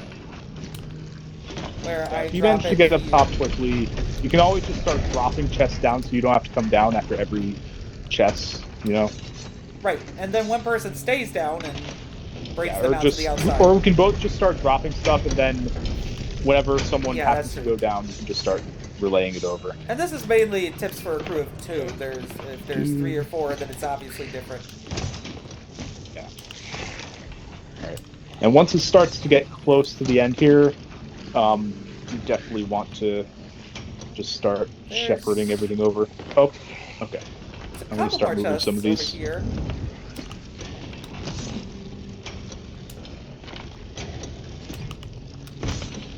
And if it's a matter of choice, then, like, your seafarer's chests are going to be lower rank. Yeah. So you got to discriminate pretty quickly what you want. It's not letting me pick up that chest for some reason. It's not letting me pick up any chests. What? Okay. That might have been the server thing on my end this time. Oh, goodness. That was weird. These things are going to happen with a difficulty game like this, but you know what? The other option as well is one person stays behind and collects as much gold as possible after the vault closes until they drop. Last time it was you, and this time I'm gonna be the volunteer just to show how it works. I'm gonna make one last chest run. I know there's some little gold trinkets down there too. Yeah. Well, the chests are more important for sure. I found a marauder's chest over here. Let's do that. I mean, we still have plenty of time too, because the vault is like not even a quarter of the way to close, and we're doing. It does start going faster. Right. Oh yeah, that's true. I forgot about that. Yeah, it'll start speeding up. Trust me. Oh, I mean, I absolutely. Still dropping stuff. Shark medallion. That's for the puzzle. We don't have time to do the puzzle at this point, probably. Oh well. Okay. Can we sell that by itself or no? I don't know actually. I mean, I'm just willing to bet anyway. Might as well grab it. I grabbed it by complete mistake. Most of the chests up there. There might be a couple left, but let's just go for the gold at this point and get all the chests out of here if there's still any. I don't see any other. Let me just double check. Upstairs. Oh, there's Oh, that's just another shark medallion. Never mind. Perfect. Where are we at? Oh! The upstairs stuff. I completely missed that. Is there more stuff up there? Oh yeah, I missed that. Yeah, drop them down. I'll grab them. Geronimo! Look out below! Right. Nice. Oh, we are so rich tonight, my friend. Oh, the things we can buy now. Okay, the doors. Oh, you know what? I forgot. There's like with the one latest more patch, chest. they changed how this works so that it actually does scale with how many people you have. So that's why it's taking so long for the door to close, because there's only 2 of us. Because it used to close much faster. That's why I've been really in panic mode. But yeah, I forgot they changed the scaling.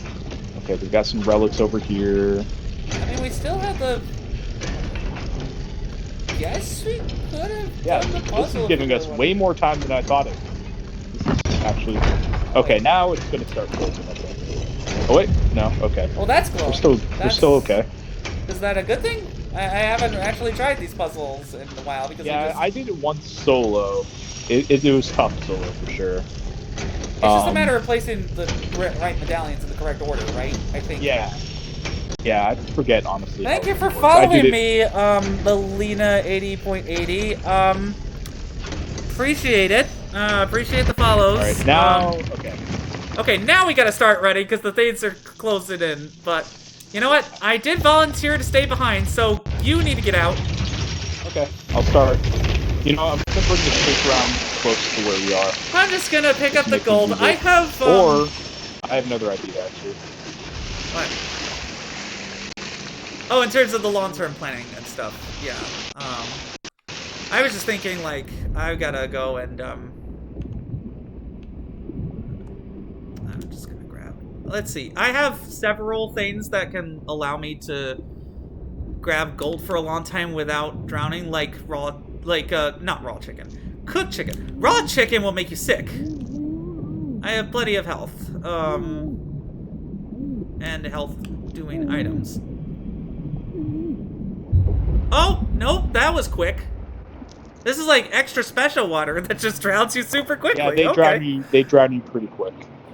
Alright, so I'm gonna bring the ship kind of close, and my other thinking is maybe just bring a rowboat in, because there is some shallow water nearby. Oh yeah, that's what I was, that does sound like a good plan anyhow, so. See if I can make it work, because we do have a lot of treasure there. Uh-huh. Oh, this... I can't wait for the next wave of PS5 players to enjoy this game, to see all that it has to offer, really. I mean, at launch on Xbox, I could see people getting annoyed with the lack of bespoke content, but I was never there for the bespoke content anyway. It was more the adventure of figuring things out yourself. Now that's there still, but there's more bespoke content there's way more bespoke content for a PS5 launch. And you know, they've got they got the Pirates of the Caribbean tie-in, they got the Monkey Island tie-in, which we still need to finish. I definitely want to commit to that. Definitely want. Yeah. I want to commit to that for our next outing. That's live streamed, but well, the problem is the story is not. We already did that story. We did most of it, and so I guess it's just the ending. That'll still make for an entertaining live stream. Sure. I mean, the story of Monkey Island being continued that way is pretty cool. And then, well, I mean, that would be a good time. A PS5 launch would be a good time for a One Piece tie-in. Just saying.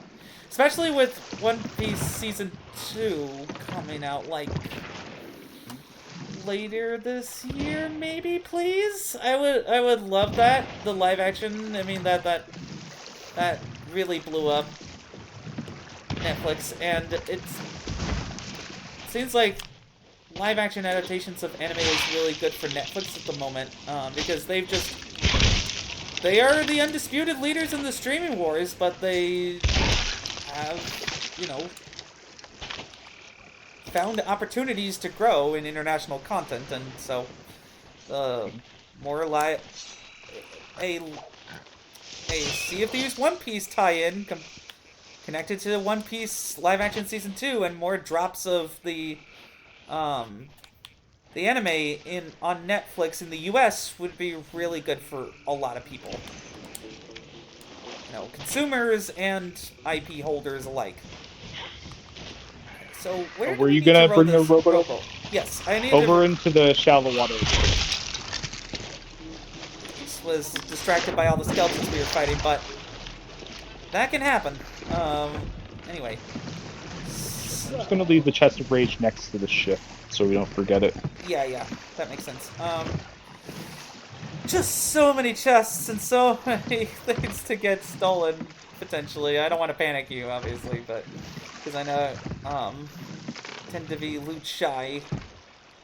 But it doesn't seem like there's many threats in these waters tonight. It's just more. Okay, so I've got the rowboat and. Yeah, so just bring it where the vault was under the arch over there. Oh, on the left. Okay, yeah, that makes sense. And I'm just gonna Perfect, move the perfect. ship in closer to. Yeah, just the I just at don't the want it shallow sticking water out. end. There's a lot of rocks, so I would be a little worried about that. But bring it as close as you can, I just and don't want it I sitting out will. in open ocean where it's more visible. That's true. And then, do I want to bring the the loot laden rowboat next to the harpoon side of the ship, so you harpoon some of the loot? Well, or do Yeah, I that would just work. row everything Or in? just row the rowboat right on there. That would be fine. Neither are bad strategies. Oh Yeah. God, I forgot. Okay. It's it's hard to remember because I I'm didn't just gonna get leave out of this it. over I here. just died. I think I'm in the right target though with that. Just trying to remember where we put the Other vault side. key. Other side of the arch. Okay. Oh yeah, right. Okay. Well, I need to bring the rowboat closer to that side of the arch then. Duh.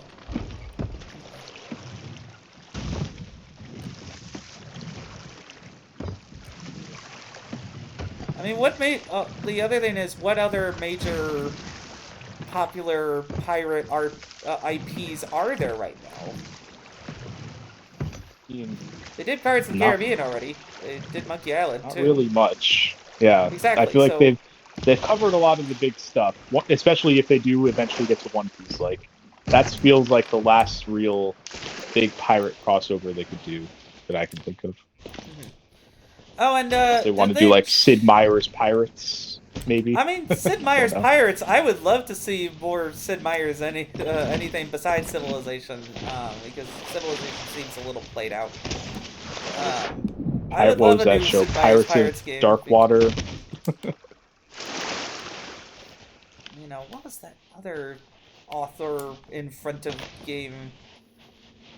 Uh, it's escaping me, but like they did a game into a shooting game in 2007 that was like in a cave in Iraq with like monsters. What was it? No idea. Um, Even a rock with monsters. 2007. Hmm. Normally if I was just streaming this game to the Xbox app on my Vision Pro, I would just be able to bring up the Safari tab alongside me, but now I'm just here with my iPhone. Game that came out in 2007. Like it was an author apostrophe game. I don't know why my brain went there, but Not a Tom Clancy's game, right? no, exactly. Okay. That would be quite weird, even for Ubisoft that has been putting Tom Clancy's Rainbow Siege in front of anything that sells, like Extraction. So that was a good game, though. I mean, I did enjoy that. It's just that like it was a bit of a fad. I did enjoy it playing it with you, but once it inevitably doesn't come to Game Pass anymore, then like I don't know. We'll see where the Rainbow Six IP and other Tom Clancy stuff goes now that Tom Clancy is well and truly buried, and his estate probably isn't mad at the royalty checks no matter what.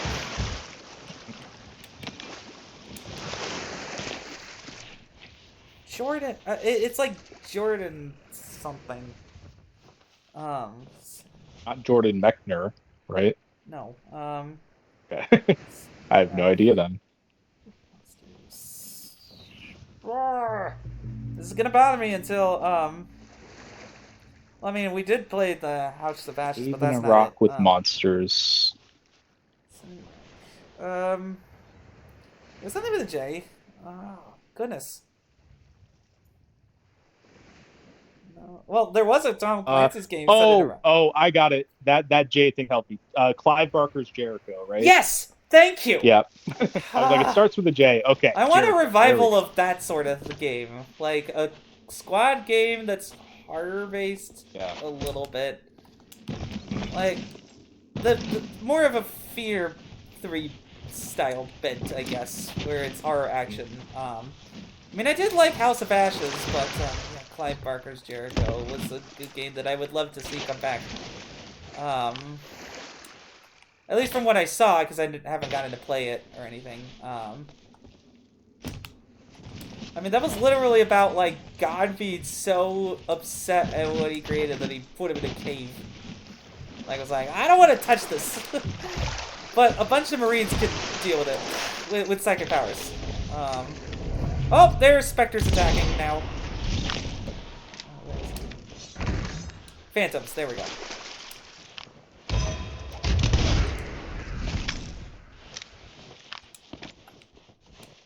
Anyway.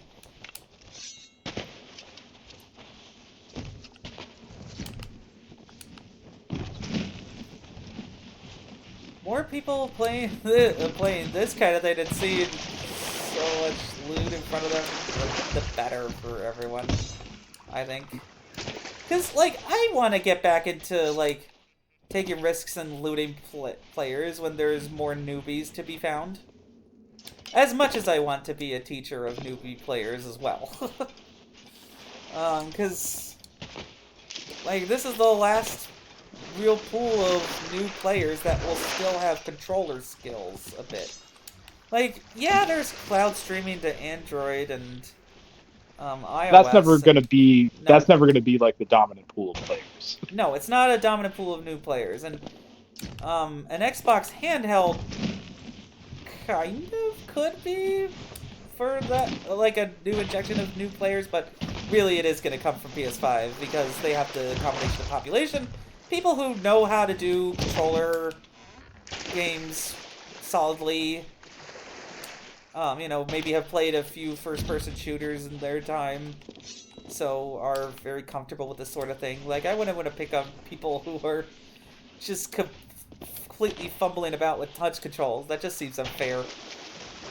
But, sporting, fights against newbie players on PS5, it would be like... Well, the thing is that skills are very even, in Sea of Thieves. It's more about knowledge that prevails, sure, but, like, if you decently know how to run away, that we were able to run away from most engagements until we got better at this sort of thing. Okay then. Row on! This thing. I have to just beach it and push it away. Meanwhile, I will do what's known as super swimming. For those of you who are new to this, who will be new to this game soon, it basically means just holding a sword charge off the ledge of a high place like the deck of your ship, or the or a cliff into open water, and then you gain more speed when you land in the water. That is something that is a very established mechanic by now, and I hope will never change. Okay, well, you really rode it out there quickly. I was hoping that I could get to the ship before you, but hey. You can grab the chest of rage. It's oh yeah, right. A little bit to the right of the ship. I just found it. Oh goodness, unstable internet connection. Great. With everything becoming so internet dependent, I am a little bit worried. But as long as there's a solid base for offline play, too, then I guess I'm okay with it. Like, I'm mostly online anyway. Though this is really the game that I played most of the time anyhow. Though I want to get back to Yakuza, for instance, but that's more of a movie at the moment. Not a bad thing. But, like, well... Now, let's get out of here and cash in our loot before we get hunted down. Oh, definitely. Let me see his navigator. Our best shot. Okay, I was gonna go to Ancient Spire. Yeah. Okay, that's my. I concur. There is a Reaper skull too, so there is a Reaper with the gold skull, right? That's what it's called. That's. I thought that was the chest of fortune. I forget. It's okay. We do need to grab that because there doesn't seem to be an impetus to stop on an island, and there's also no Reapers hunting us down.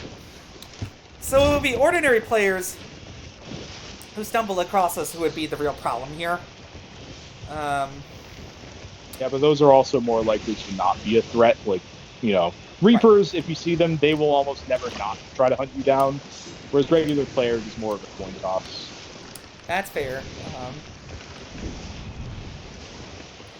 I mean, especially if a good tip is if a sloop of two is like basically looking at the size of the ship to determine the threat level. Like if our sloop has 2 people and 1 sail, so if you see a sloop with 1 sail, then that means there's at least 1 person, but maybe 2. And if they have 2, then they may decide that it's an even fight and take their chances, or they may run away. Because they may have a bunch of loot. You never know. That's the social nature of it that makes this game interesting. Still, despite all the bespoke content. And I mean, for people who are really, really new and don't want to bother with this, there is the safer seas until level 40. So that will be of great help, too. But I encourage anyone who's new to take a chance anyway on the high seas because, well, most of the time you probably won't see a ton of people unless there's like a big event going on and out. Yeah, sometimes you will just get a server where things are popping off constantly, but most of the time, as long as you know, like if you see someone way in the distance, just avoid them. It's not that hard usually. No, not that hard. Not Absolutely. Pick a fight. A brigantine usually has 2 sails, and that has 2 to 3 people. Definitely run. Galleons is like 2 to... is like 3 sails? Yeah, 3 sails, and 3 to 4 people. I mean, it can support 2, but it's very hard. I've done it before, it's just kind of tough. I would not 2-person a galleon. It's just not fun. Nope. There's too much going on. You really want 3 people, ideally, at least for a galleon. So, they can definitely take you a sloop in a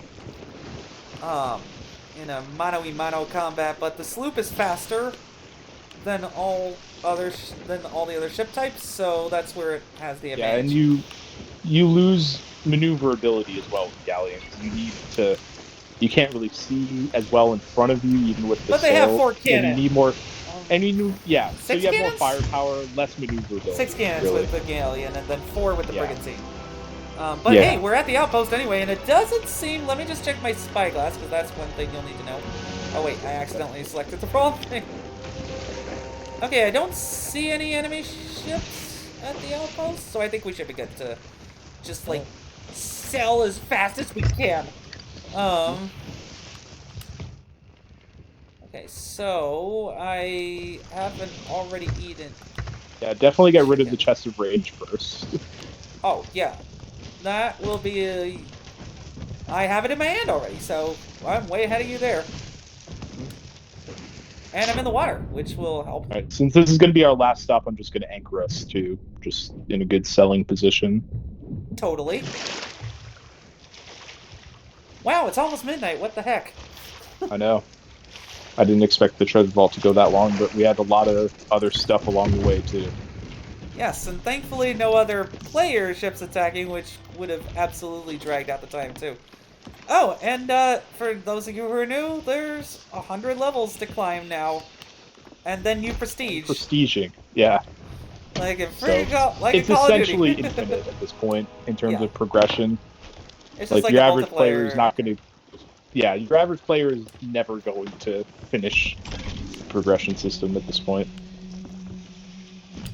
I'm glad of that. Oh my god, there's so many things to sell. I'm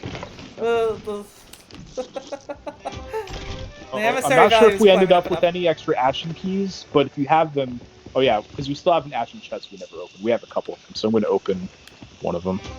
Sure. So I'm just if gonna you pick see up this another ashen ancient key, chest. because I'm not sure how many we ended up with. We still have another ashen chest we can open as well.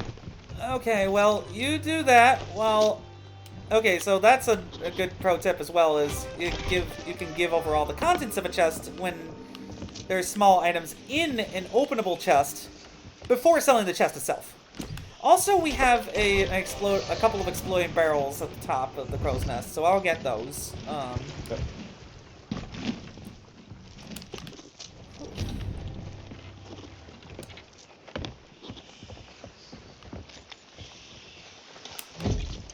Oh, oh! I found another ashen chest. Ashen key. Another. Needs to unlock. Okay.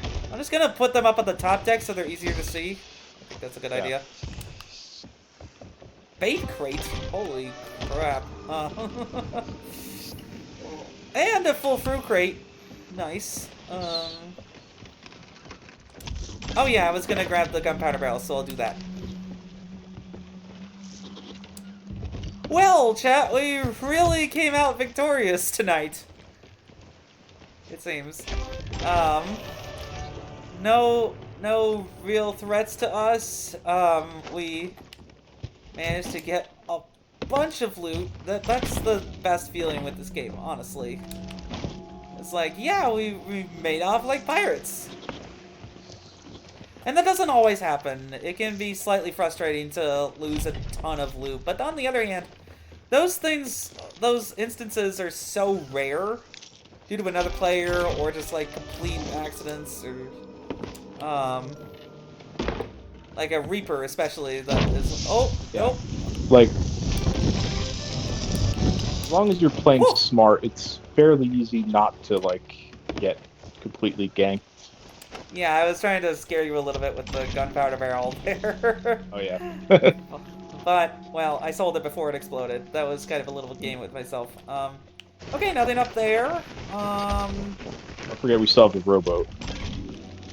Oh, yeah, right. Duh. Plenty of stuff in there. Oh. Oh, and we can sell the... You know what? I propose a relay system. Kind of. Well, that's okay. I don't know. We're pretty close like by we're anyway. usually fast enough. We're usually fast enough just doing it one by one. Yeah, that's fair. People may want to do that if they, okay, that sort of thing.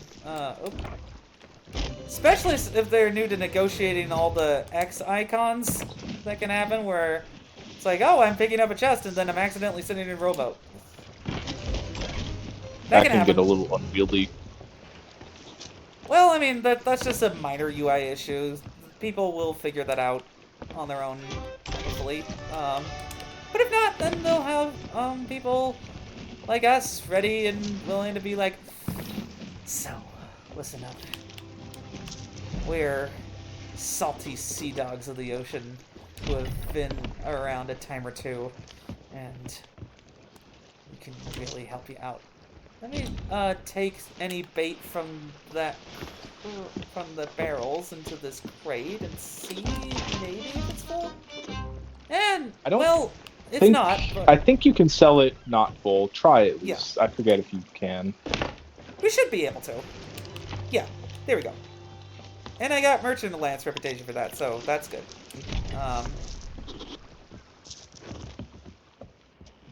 I don't think we have any more ashen keys, so I'm just going to get rid of the ashen chests. Don't have any fire... Oh, wait, we may have fireworks in here. That's usually where they're stored anyway, so... Take that. Okay, sell that to the Sovereigns, definitely. Basically, anything that isn't nailed down, you can give to the Sovereigns. Everything on the bottom deck is... Oh, wait. Oh, there was an ashen key under the floorboard. Oh, well. We could sell that for doubloons, can't we? Yeah, we can still sell it, but I just sold the chests, too, because I didn't see any other ones. Then I saw it hidden, literally invisible under the floorboard. Oh, well. Well, you know what? That's a good problem to have, is forgetting that you have a bunch of loot and then, like... Alright, so now we just have the rowboat. I'll just sell the food that I have into Eden as well. I'll just eat this because I bit into it. Oh yeah, we still have a bunch of stuff on the rowboat. Duh. Don't sit in the rowboat. There we go. Yep.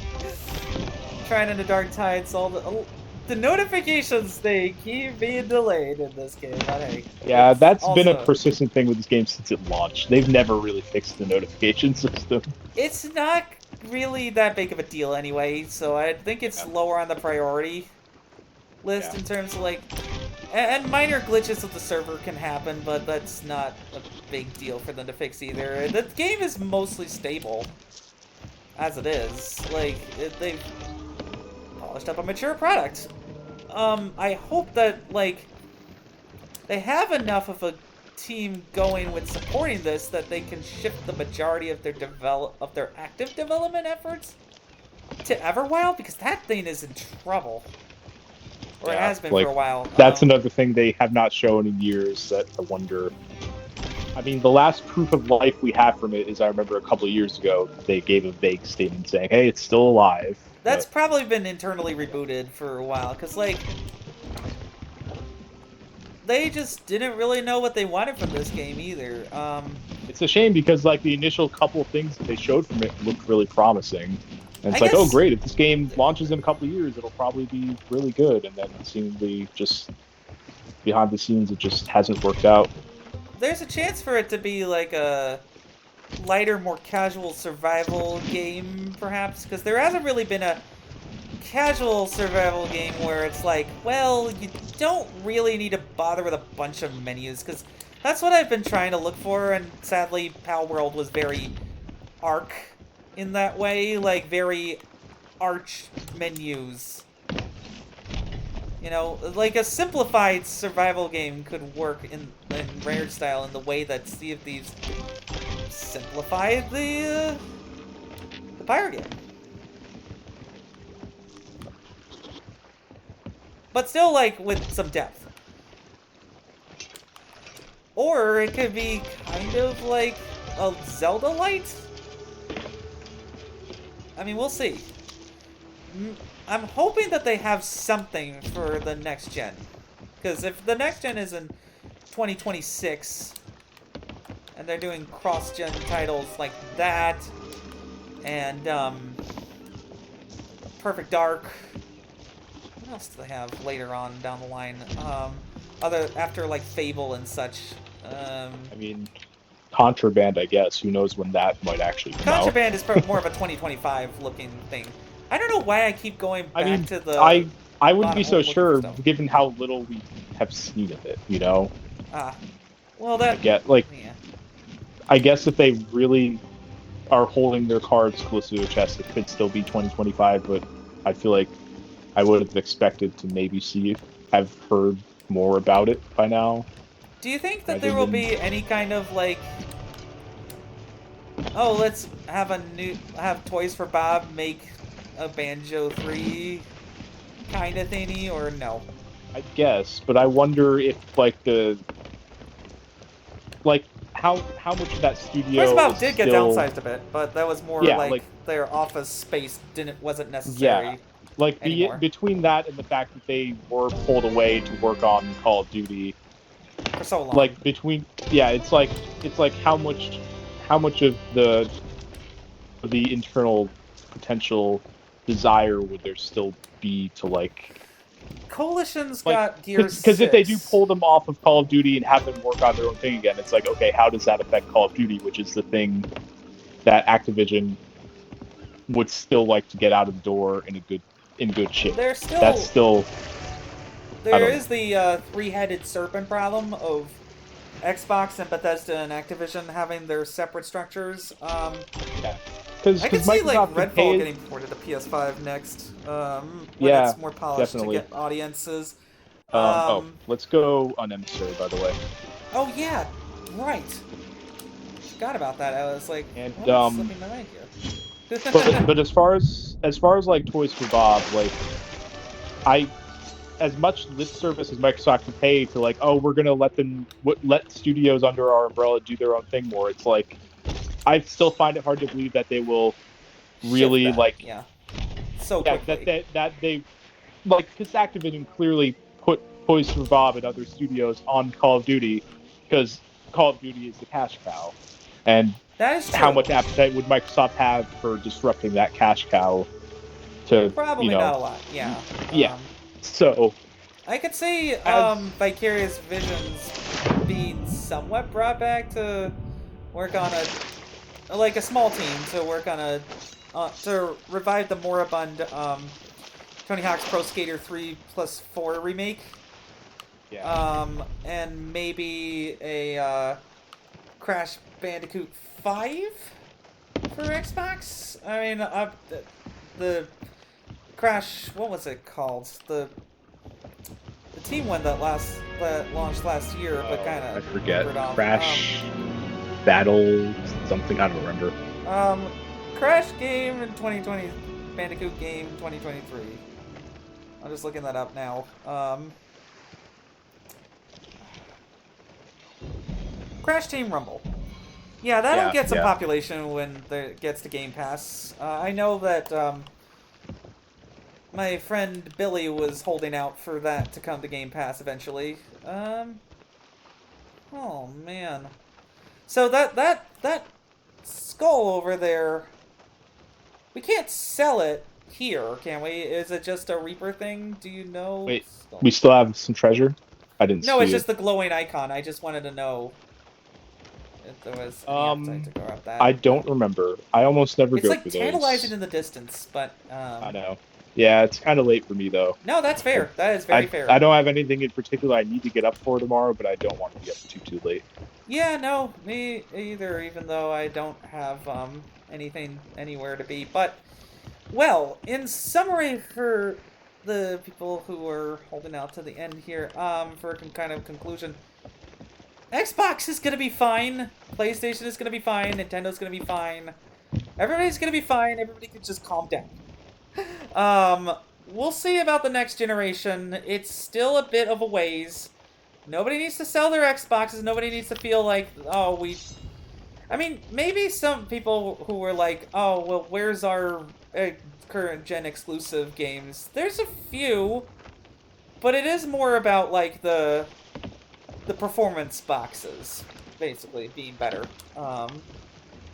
And that may be a little bit less special to some people, but it's still the easiest way to play games for me. Certainly, it's one of the least expensive and a very expensive hobby. So, and there's always going to be a place for cheap boxes that you plug into the TV and play with a family. Like my Family Series S has been going strong and will continue to for a number of years. It's just the quick way to play games. Like the vampires, your light games, like the Vampire Survivors, the Plants vs. Zombies, and etc. Well, those are the games that I can think of, because those are the couple that my sister and I play. But like, gaming is for everyone now, and that's a good thing. Like that doesn't make gaming less special just because a box isn't as exclusive. It doesn't. There will still be a VIP status bar for those of you who want it. I mean, I certainly will be happy to get. I'll probably keep my Series X for a couple of years into the current gen life cycle because it'll still be performing strong due to modern development standards and upscaling and crap. And also the fact that this is probably the last console with a built-in physical drive. So that there's that too, like, don't throw away your old consoles for a while if you want to have choice. I am a little bit concerned about that in the rise of digital and stuff, but well, in any case, yeah, I mean, we'll see how everything shakes out, but certainly Microsoft isn't going anywhere. They want to still have Xbox hardware being part of their business, and whether that's a handheld or an AI box, we'll see. But I'm excited. Anyway, you have a good night, my friend. It was good sailing with you. And yeah, when's the I next time don't you know think when you'll be I'll. on? So Let me think, because I am working a few days in a row after tomorrow. Um, maybe let's see. I do Monday, Tuesday, Wednesday, maybe Wednesday or Thursday night. I'm not sure. Yeah, either of those works for me, because generally my office day is on Wednesday anyway, and that's, like, oh, I've already done my long, my big work commitment day. I want to relax and have fun, so Yeah. the denouement of the week is usually after that point, and that's perfect. So yeah, Okay. um, this Yeah, show is we'll pretty plan on. inconsistent because of our Yeah. work schedules being so variable, but I'm glad that we had another one that was good, and had a lot of good All engagement. right. So yeah, Yep. I'll you have a catch you good one. later. Have a good night. Yep. You too. Bye. All right, well, that's it for Sunny Redemption Sailing. Thank you to those of you who stuck out to the end and just joined, but and live. There we go. Yep. Well,